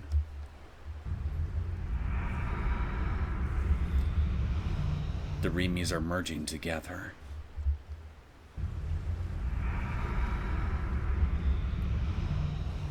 Dumbfounded, I just stood there and watched.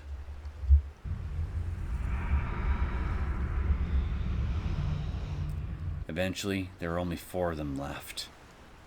Then 2.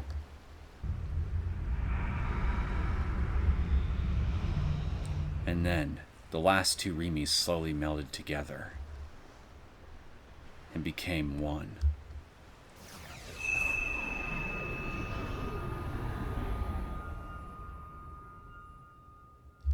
Her eyes opened. And then she looked at me. Could this Rimi have been the one I knew? That Rimi? Or was it an entirely different one? I didn't know.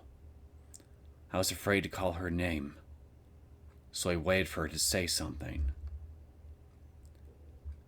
But instead of speaking, she showed me a warm smile.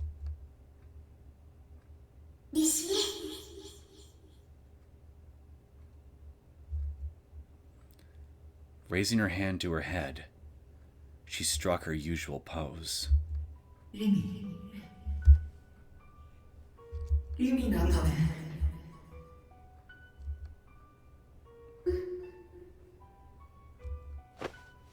Rimi nodded, and then she embraced me.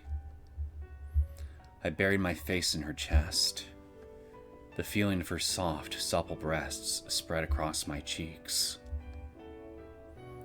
Gravity soon disappeared, and the 2 of us began drifting along the blue.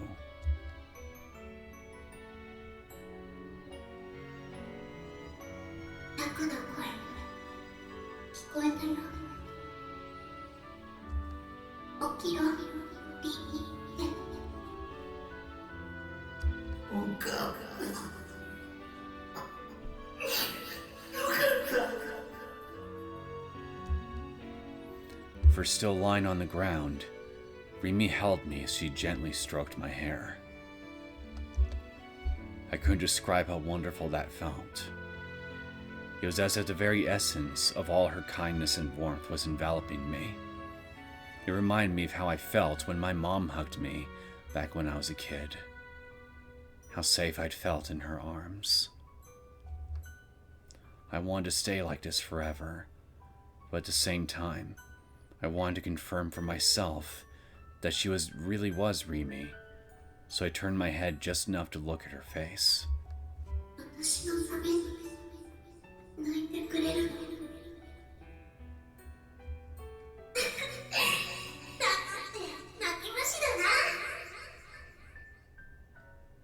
Given what you've went through, I think you'd have to be the coldest-hearted bastard on the planet to not shed a single tear.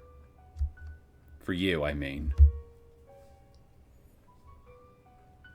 Even with that horrific past behind her, she still had the brightest smile.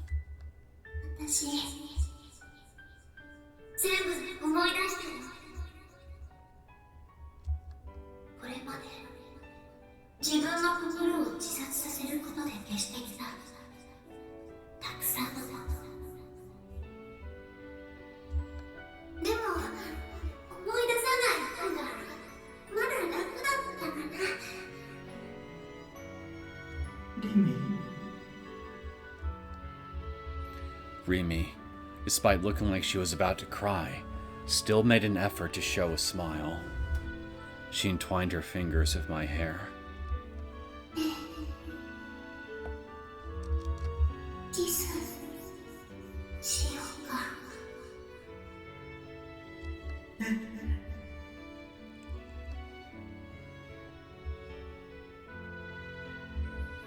Before I knew it, my chin had been forcibly raised slightly. A captivating aroma filled me, and something warm and tender pressed up against my lips.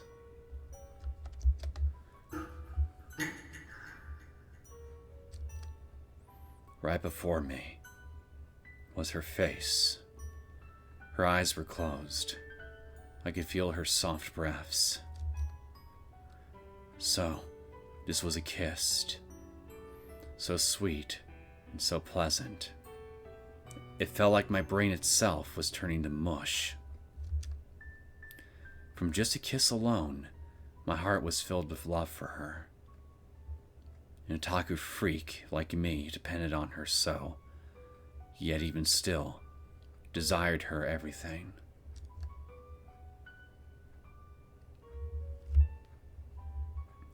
I closed my eyes and engraved that sensation in my memories.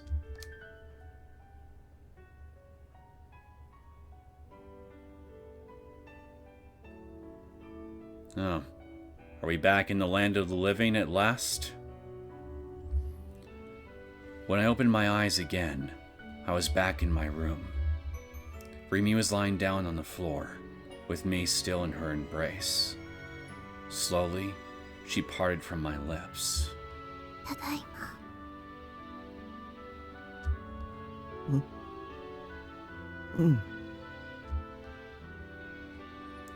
Rimi was acting shy, something I found incredibly cute. Our eyes met. The two of us were blushing hard. Had girls' bodies always been this soft? Huh. 3D for the win. We did it, everybody! He converted to 3D! Finally, even I got a real girlfriend. Oh no, she just kissed you. Don't get too far ahead of yourself yet. Nobody would ever call me an unpopular otaku freak ever again. I disagree. And I'm not talking about just myself either. 約束したもんね。タクを守るって。僕を守ってくれる？守るよ。タクも、タクミも、ナナちゃんも。What was she trying to say? Ignoring my confusion, Rimi averted her gaze from me and looked up at the ceiling. 前は、タクミに心を救ってもらって、今度は、タクに心を助けてもらって。だから、今度こそ、私があなたたちを守る。I still don't understand what she meant by Taku and Takumi, but what I did know was that if she was there to protect me, I wouldn't need to worry about anything more. She was a Gigalomaniac, and she would keep me safe. No matter what Shogun had asked her to do, she'd be able to pull it off. As long as I was with her, that'd be enough for me. 私、頑張るね。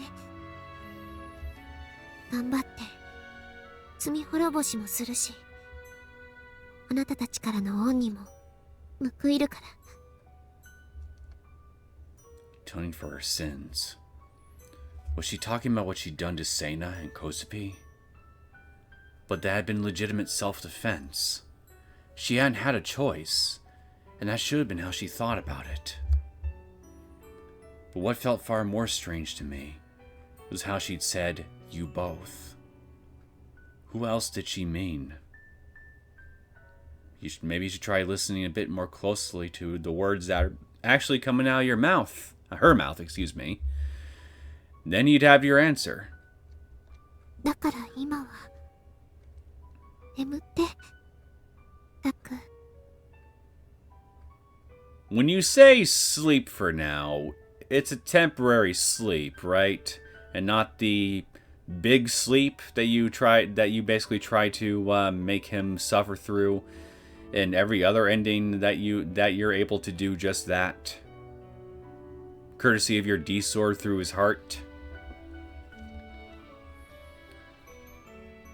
I could feel the vibrations coming from her body at her every word. Even now, her fingers were still stroking my hair. I felt so at peace.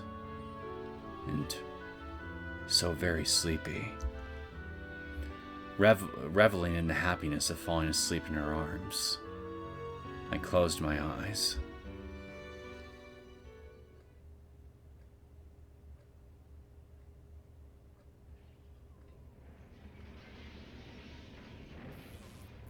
Okay, good. It's not the big sleep. Because if you killed him after all that, I would have been so fucking pissed. By the time Sakihara Rimi left the container, the world around her had changed beyond recognition. I don't know, going by what I'm seeing in the backgrounds here, it doesn't look that different from how it usually does. A city of death. That was the most fitting description. Countless buildings littering her surroundings had collapsed, and those that had avoided such a fate had deep cracks rippling through them. サードメルト、これほどだなんて。手遅れだったよ。野呂瀬源一は予定より早くノア2を本格的に稼働させた。Hey, Shogun. Following that voice, a boy on a wheelchair appeared before her. This old building was not wheelchair accessible, and yet, despite the fact that it should have been impossible for someone in a wheelchair to ascend to the roof on their own, there he sat. But Rimi showed no signs of being surprised by his appearance. 元の君に戻ったみたいだね。元の私なんていないよ。どっちかっていうと、タクが望んだ私に戻ったっていう感じ。タクがそう望んでくれたことはさ、すごく嬉しかったけどね。彼はまた理想度なしで力を使った。もう少し追い込めば覚醒できる。タクのことはそっとしておいてあげて。Cutting his words short, Rimi spoke with an intense conviction. ノア2は私が何とかする。ナナちゃんも私が助ける。あなたも死なせないよ。君一人じゃ野呂瀬に対抗はできない。それに前から言っているけど、君は普通に生きるべきなんだ。タクとね、約束したんだ。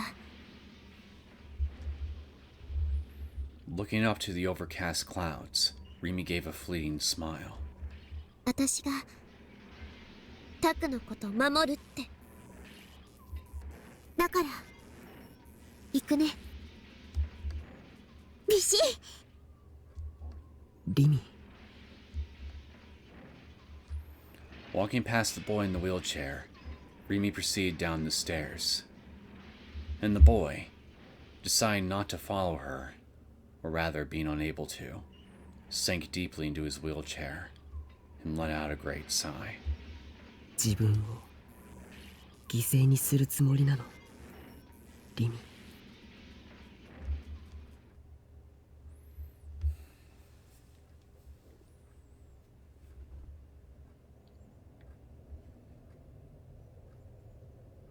Well, given how everything else has played out so far, I can't help but wonder, how exactly are you going to beat the averages? Considering how they often tend to beat you. And by that I mean, how are you actually going to win this time? Because I don't see how. Noah too, the bringer of calamity, or perhaps the creator of a utopia for humanity. Whichever it was, it meant nothing to Rimi. Whichever it was something Rimi had to destroy. Noah 2's location was already a known fact to her. A mutual recognition, silently, yet tactfully planted into the people's consciousness. Despite it being right in front of Shibuya Station, despite the building having been demolished years ago, it was there, with none suspecting a thing. No one had even tried to go inside. Rimi opened the door toward the former planetarium, where no signs of human presence could be found, and stepped inside.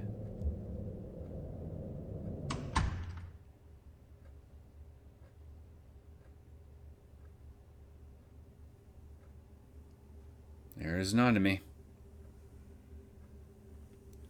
Rimi's eyes went wide at the scene she saw before her. There stood a device that was beyond enormous. Enshrined in the center of the dome-shaped room, it could be described only as a monster. An ominous sound rang faintly throughout the spacious room. It was a low-pitched noise, akin to the deep growl of a beast. A sound that signified the device's operation. Noah, too.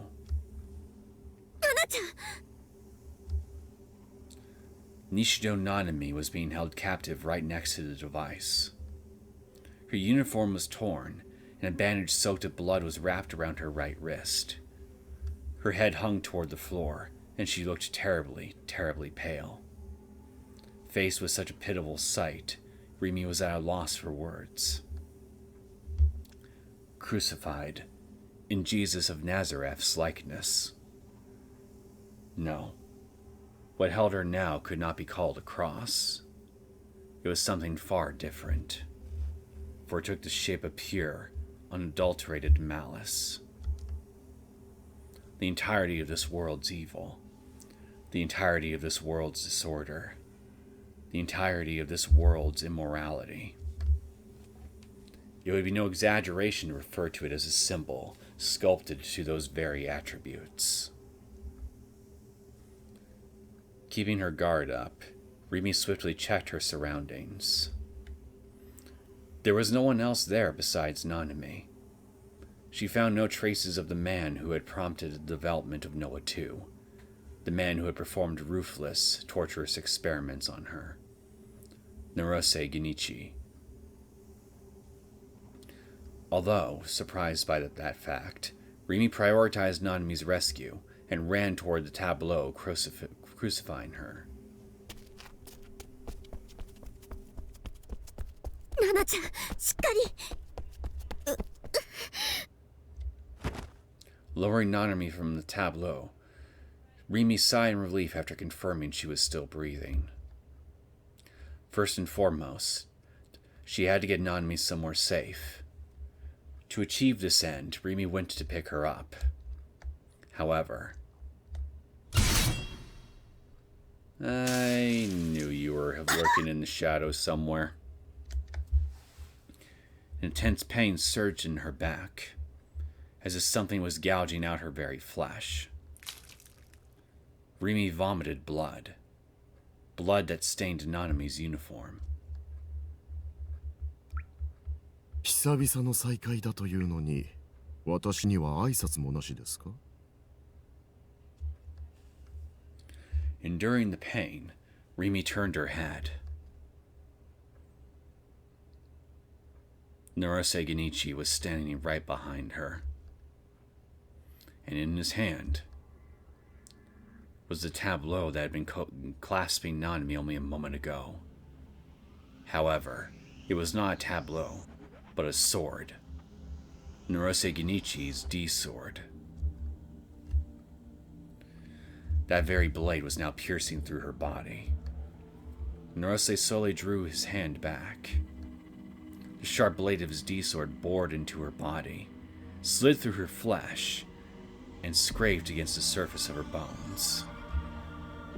Her body ached in involuntary spasms, spurred on by the sharp, agonizing pain as her body was slowly being sliced apart.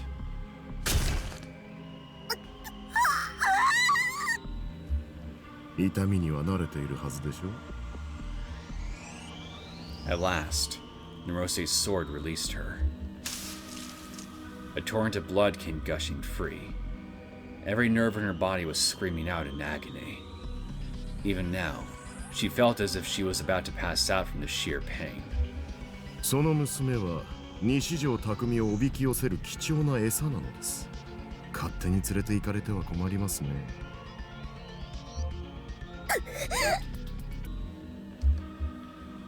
Rimi was well aware of the magnitude of Nerose's powers as a Gigalomaniac.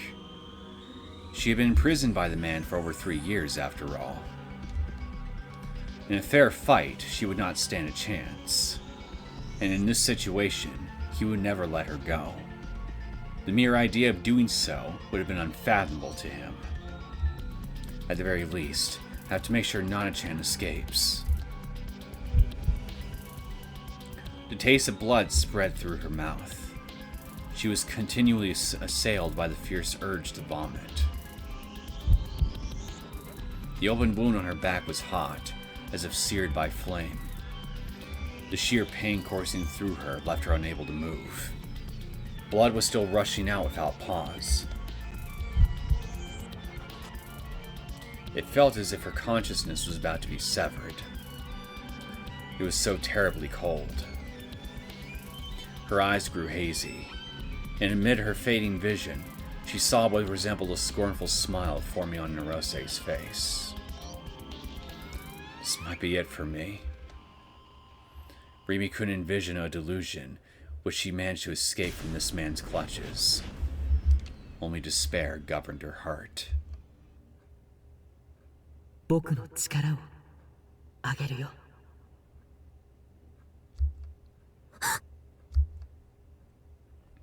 It was a voice Rimi knew well. Well, I guess that answers my earlier question in regards to how exactly she might be able to pull off a victory. Just borrow Shogun's power. That might actually do it. Nishijo Takumi, or the boy presenting himself as Shogun. The voice came from a distant place. If defined, it was in a manner akin to thought transference. In other words, telepathy. A feat made only possible by Gigalomania. 僕の最後の妄想を君に。匠。君にこんな辛い役目を任せてしまってごめん。もう余計なことは言わない。君の意志を曲げることは無理だって分かったから。死ぬつもりなんだね。If there was a way to fix things without dying, I would have done it. 彼が目覚めなかった以上、僕にはどうすることもできない。だからせめて僕の最後の妄想を君に。何言ってるの？あなたはそんなことしなくても。Even though he had no presence in this place, Rimi shouted at the person she was speaking to. 君だけを死なせるわけにはいかないよ。すべての元凶は僕なんだから。だって。もういいんだ。リミ、ノロセを殺してほしい。ノア2を破壊してほしい。僕がサポートするから。Rimi's teeth sank into her lip, and she wiped away her tears. Despite growing more and more distant with every passing second, she did everything in her power to hold onto her consciousness.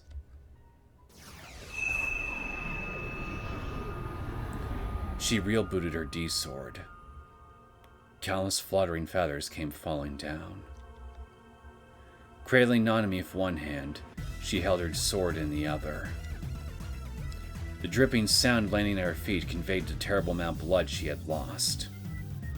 The bleeding had yet to stop, for her wound was one that would never allow it to.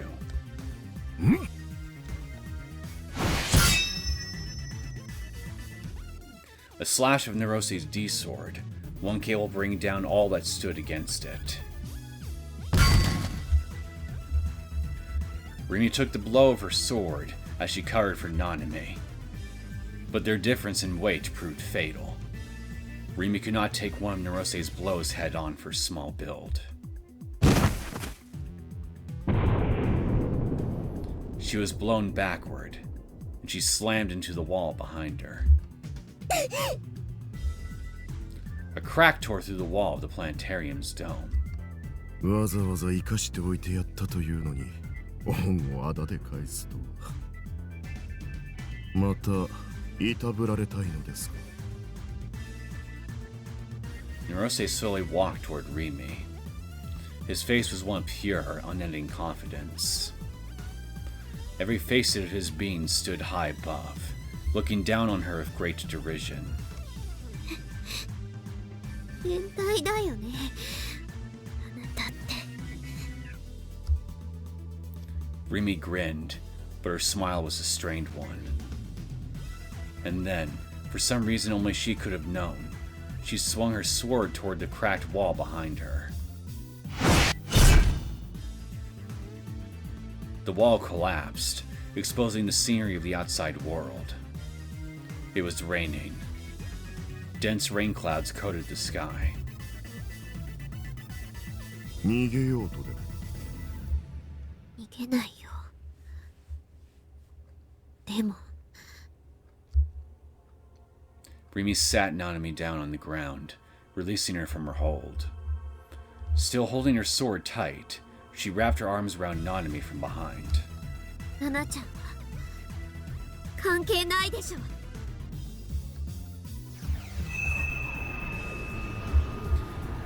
Rimi crafted a delusion, a single, dazzling ray of light.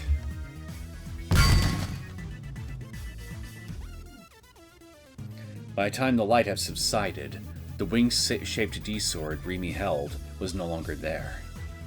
In their place, snow-white feathers had grown from Nanami's back. Pure, untainted wings enveloped the blood-stained girl. It was a gruesome, yet unendingly beautiful sight. Her form was like that of an angel. Nanami was unconscious. Yet, as if they had a will of their own, the wings that adorned her began to flap. Rimi parted from Nanami.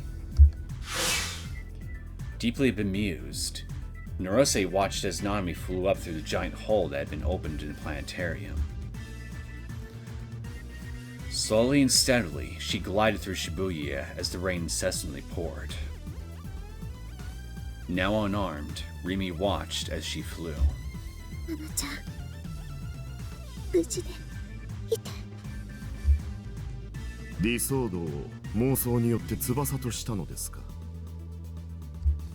それで君は逃げないのですか。 Nerose already had Rimi within range of his own D-sword. He could send her flying with a simple swing. Nevertheless, Rimi stared right back at him, bereft of all fear. まだ逃げられないよ。あなたを殺さなきゃいけないから。 From her pocket, Rimi retrieved a cross with a dark sheen. To be precise, however, it was not a cross, but rather a stake. The same as those that had been used in the crucifixion case. Oh, hey! Maybe I'll get to see maybe I'll get to see Nerose crucified after all? That'd be nice. In that very moment, Rimi had just rebooted one. Upon witnessing this display, Nerose could not help but raise a scornful laughter. 私を殺す？そのようなおもちゃでですか。随分と舐められたものですね。The blow was far too fast.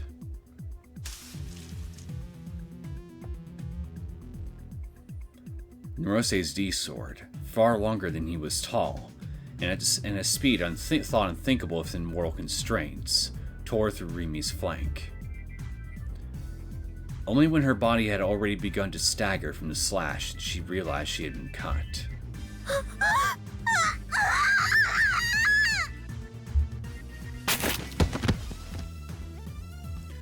Rimi collapsed, screaming at the top of her lungs from the sheer pain. Nerose's attack was not one meant to kill. He could have killed her whenever he wished at this point, but he intentionally refrained from doing so. Approaching the writhing girl, he trampled down on her arm. Repeatedly alternating between pained breaths and gritting her teeth, Rimi eventually stopped moving, for she had no other choice. The tip of Nerose's enormous sword was right up against her blood-drenched back, but he had yet to pierce her with it. もう一度聞かせてもらっていいでしょうか。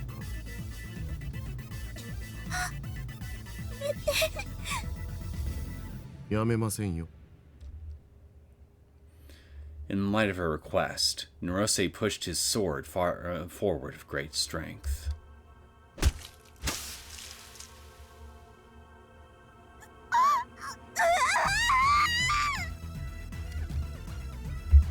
The tip of his sword further gouged the flesh of her blood-stained body, clawing even deeper into her. It was as if he was pinning an insect for him to display. それで私を殺すと言いましたか。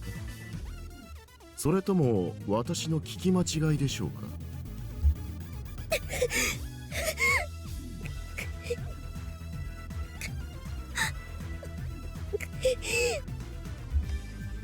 And yet, Rimi, still lying prone on the ground, reached for Nerose's leg with one hand and grabbed onto it. She clung to him as tightly as she could. The depths of her teary eyes harbored resolute flames of determination. They glared at the scornful man from below. 殺してあげる。私があなたを。Pulling his sword out from her, Nerose kicked Rimi in the jaw with all his strength. Her body tumbled across the floor like a rag doll. しばらく会わないうちに実に不愉快な人間になったようですね。You would know all about displeasing human beings, wouldn't you? すでに君は用済みです。利用価値があるかと思い生かしておきましたが、もういりません。Rimi was on the verge of death. She tried pushing her body up from the floor and crawling toward Nerose, but without her D-sword and being unable to walk, she might as well have been already dead. 私に生意気な口を叩いたことを後悔しながら死んでいってください。例えばそうですね。これから30年ほど私が君に毎日拷問を施してあげましょうか。妄想の中でね。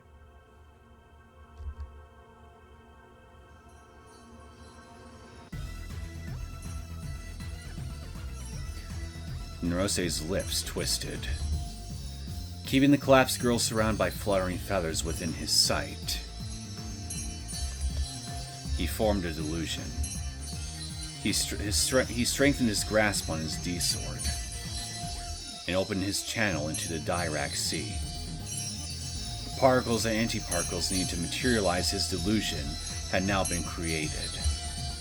And from those two collections, only the particles, through the signals of light that were established as sight, were sent into Sakihama Rimi's dead spots. それを待ってた。何？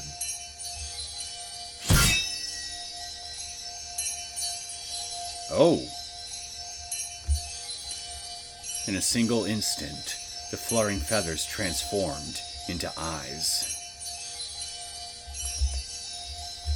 Until this very moment, the only eyes watching him had been Rimi's. But now, he was surrounded by an innumerable number of floating eyes. その目。誰の目？ She said it! She said the thing! It was the last illusion Takumi had bestowed upon her.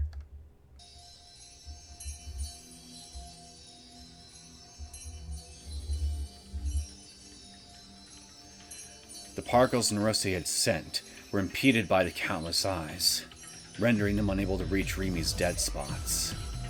And those eyes, connected to the Dirac Sea, discharged many antiparticles. An indomitable defense which cancelled out the power of a Gigalomaniac. Yeah, having too many eyes to redirect those particles does make for a strong shield, I would imagine. Only because he was not Nishijo Takumi. Only because he was a Gigalomaniac, powerful enough to create a human, only because he had exhausted the final embers of his own life. Could such a monstrous delusion have been real-booted?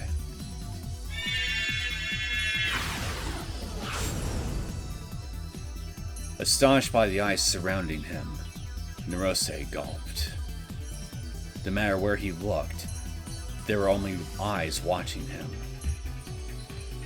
Not only did their numbers refuse to dwindle, but they grew with no end. They buried Nerose's entire field of vision, and then they moved toward him. Nerose was instinctively overwhelmed by an intense fear. Gritting his teeth, he swung his D-sword. The cut eyes gushed blood, closed their eyelids, and vanished. But right behind every eye, there was another. No matter how many he cut down, their numbers remained the same. 私を見るな。それならもう一生目を開けなければいい。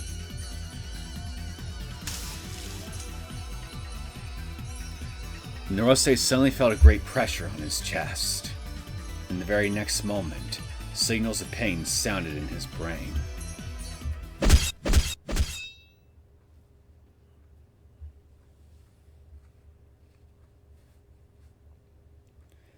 As if they were a cloud of mist clearing away, the eyes that surrounded him all vanished without a trace. Before Nerose's eyes stood Rimi, and in her hand was the cross-shaped stake lodged deep in Nerose's chest. And thus, that was his end.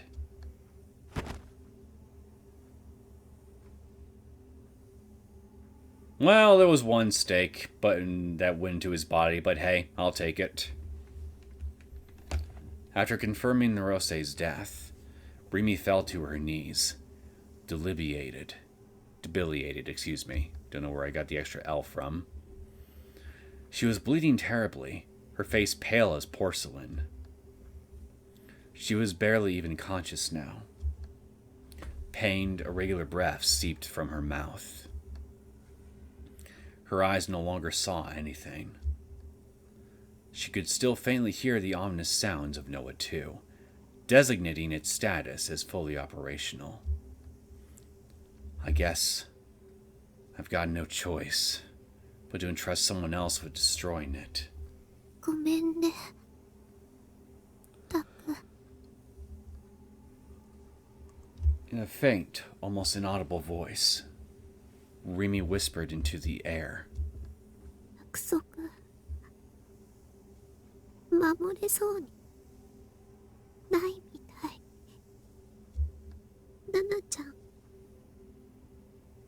助けたから。それで罪滅ぼしなんかにはならないけど、助けたから。 Rimi sluggishly raised her face. There should have been a section of the planetarium's walls that had collapsed. A section through which the sky should have been peeking. But a few moments ago, it had been veiled completely by a collection of rain clouds. And because of that, she could only wonder. Her eyes no longer allowed her to confirm its color, but... Sakihata Rimi showed a faint smile as she looked up to the sky. あの空をあなたともう一度見たかったな。タク、ありがとう。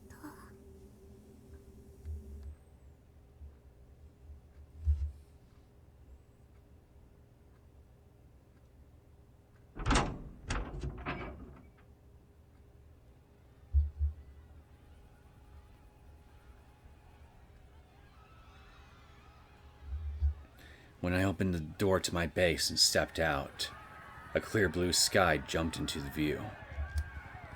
I had a feeling that it had been raining, but it must have cleared up pretty fast. I hadn't been able to find Rimi anywhere.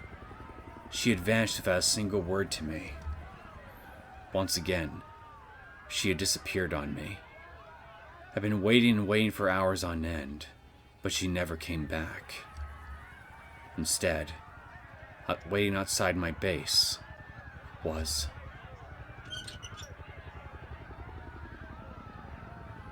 Oh! Shogun! Oh, you're still here. And still kicking, too. Moving very slowly, the wrinkly boy in the wheelchair looked directly at me. Terrified, my legs gave out on me, and I fell to the ground. 君はこれから自由だよ。僕はあと1時間もしないうちに生き絶えるだろう。君に脅威を与える存在はリミが殺してくれた。Hearing her name sent a wave of relief through me. Rimi had tried her hardest to protect me? 青いセナと折原梢の死体は僕が隠しておいた。Oh, it was you. ナナミが病院に収容された。だから君はもう自由だ。I didn't understand. Wasn't he my enemy? リミはどこへ？リミはもう戻ってこないよ。え？それじゃ。Shogun, skillfully maneuvering his wheelchair, turned his back to me. I blinked once, and within that time frame, one that hadn't even spanned a single second, Shogun had vanished without a trace. What the hell? What just happened? Only a couple of moments after that, I heard a low-pitched quaking noise in the distance. Looking over toward the center of Shibuya, I saw something. As if there had been a giant explosion, a single cloud of dense, black smoke was making its way up into the sky. Something happened. No, something was happening. An uprising? Something paranormal? Or maybe even a battle between Gigalomaniacs? Oh, whatever it was, scared the hell out of me. That mysterious appearance from Shogun had also scared the hell out of me.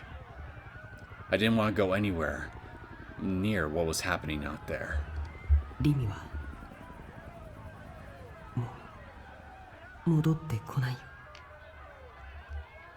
But Rimi could have been over there. She had disappeared once again, and yet I was surprisingly calm. It was strange. For some reason, I didn't feel like I'd been betrayed this time. This time, I had the strong belief that Rimi was somewhere out there, struggling all alone, trying her absolute hardest for my sake. But, Rimi, haven't you done enough? Haven't you faced enough hardships as it is? You shouldn't have to suffer any longer. There's no reason to. It's not right.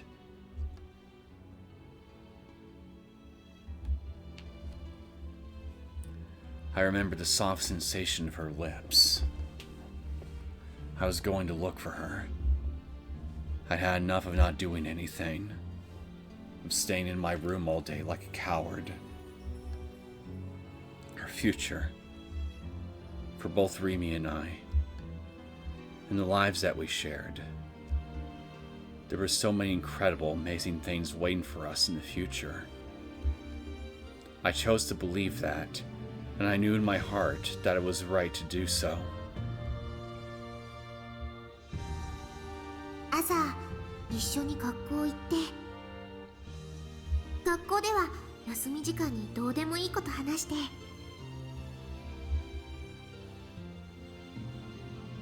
お昼休みは一緒にご飯食べて、夕方一緒に帰って、帰るついでにたまにどこかのお店に寄ったりして、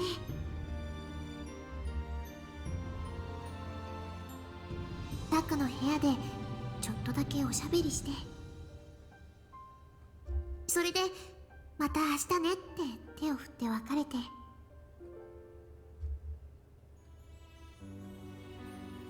そんなのでいいなら私いくらでもしてあげるよ。そういうの結構憧れなんだ。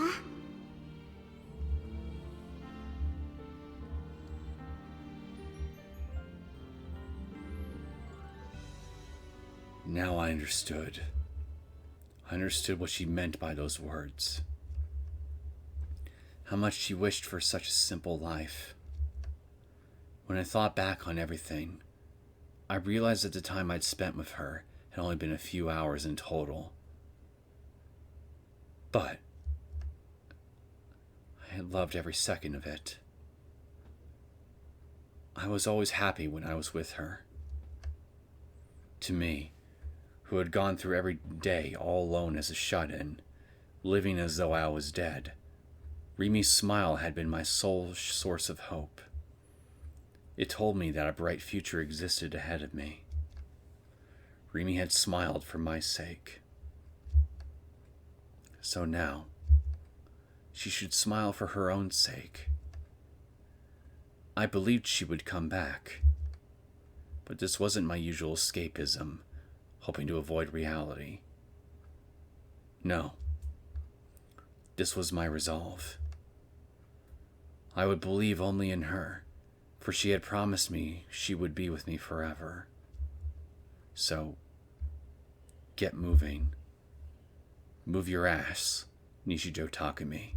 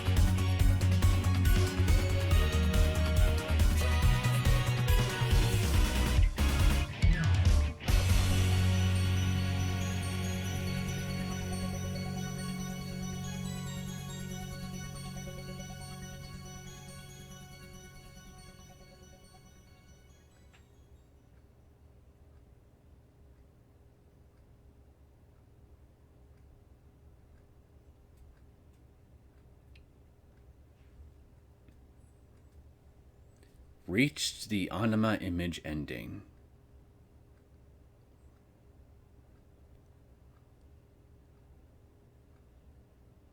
Well, I would say that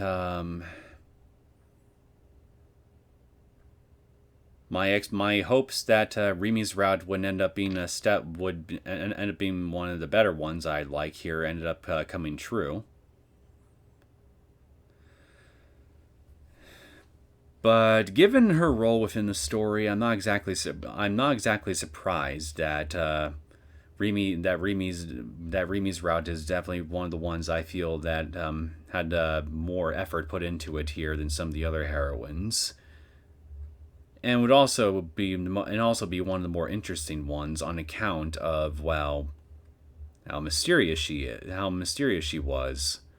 I mean, I thought I'd end up learning more about someone like, say, Yase during her route than what I've already learned about in the main story, because it felt like there was still some stuff about her that the main story didn't really delve into too much that could have been explored further. But at this point, I guess I changed my mind on that. But at the time, though, I couldn't help but be disappointed with Ayase's route for not meeting that expectation that I had here. But now I'm just left with in Ayase's case, with her route, with being disappointed in her route for more so in the fact that it just left me a lot more questions than answers in regards to just what exactly happened during the events of the route herself. But I've already said everything I pretty much wanted to say about Yase's route already, so I'm not gonna repeat myself too much on that. But yeah, I knew Rimi's backstory was not a happy one, considering she was under Nerose's care at one point.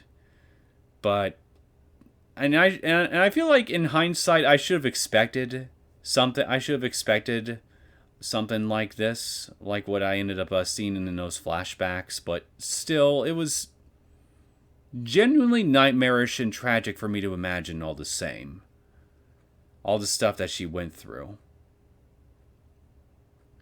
I mean, we weren't shown much. We were only shown like one particular thing that happened to Yase when she was staying at Arkheart Medical, or that psych ward that was being managed by the Cosmic Church of the Divine Light.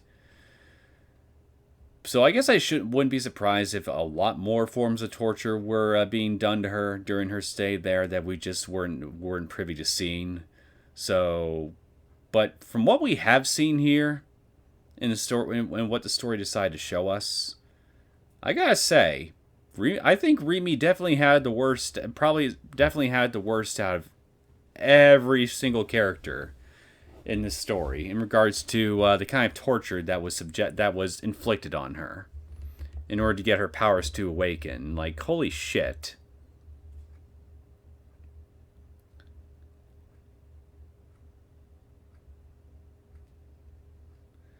And yet somehow she came through all of it here and carried herself as happy, as relatively happy, peppy, and functionally stable as she did. Relatively being the key word here, because, well, it was clear over time, even when you first met her and all that she, if you pay close attention, that she clearly had some underlying issues. I just, well, didn't understand the full scope of it until now, like I said.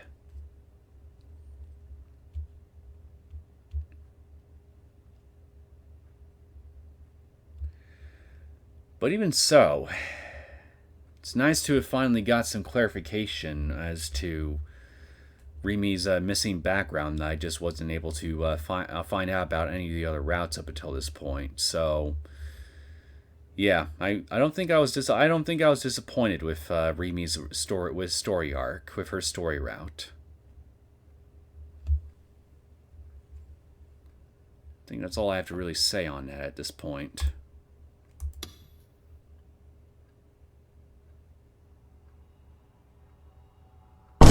Oh. I see a new option here. Blue sky. That means...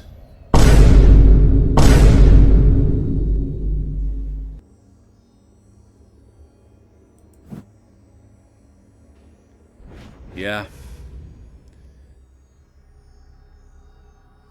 Well, guys, I think the next time that we come back to this, it's going to be the beginning of the end for this whole series.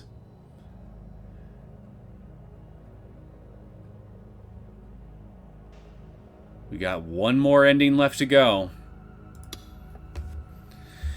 One more.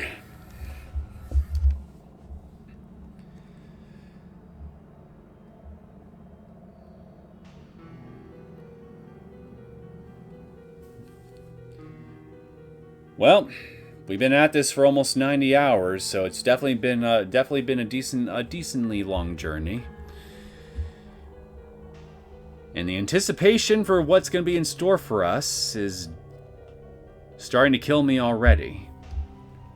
Real curious to see how this final ending will actually play out. Like, I'm expecting, like, maybe it'll probably just be like a happy ending where everybody gets to live and move on with their lives and all that. It's probably gonna be something like that here. So so in terms of actual outcomes, probably gonna be a pretty generic happy ending for everybody, with maybe a little bit of bittersweetness thrown in there somewhere. But I have a feeling I'm definitely going to probably enjoy the ride all the same here, even if I'm not terribly surprised by a lot of the events that end up playing out. Because how I'm going to look at it is, well, we're just basically wrapping everything up at this point. So any points of interest within the story itself, those will probably get some final explanations and finally get cleared up on a few things. And, well, yeah, it'll just be wrapping this whole thing up here. So with all that being said, I'm going to go ahead and bring this episode to a close, and yeah, I hope you guys enjoyed this latest episode of Chaos Head Noah. As always, if any of you who tuned in have enjoyed this content and want to see more from it, feel free to hit that like button and subscribe to my channel. And I will see you all next time for the beginning of the finale for Chaos Head Noah. See you guys soon.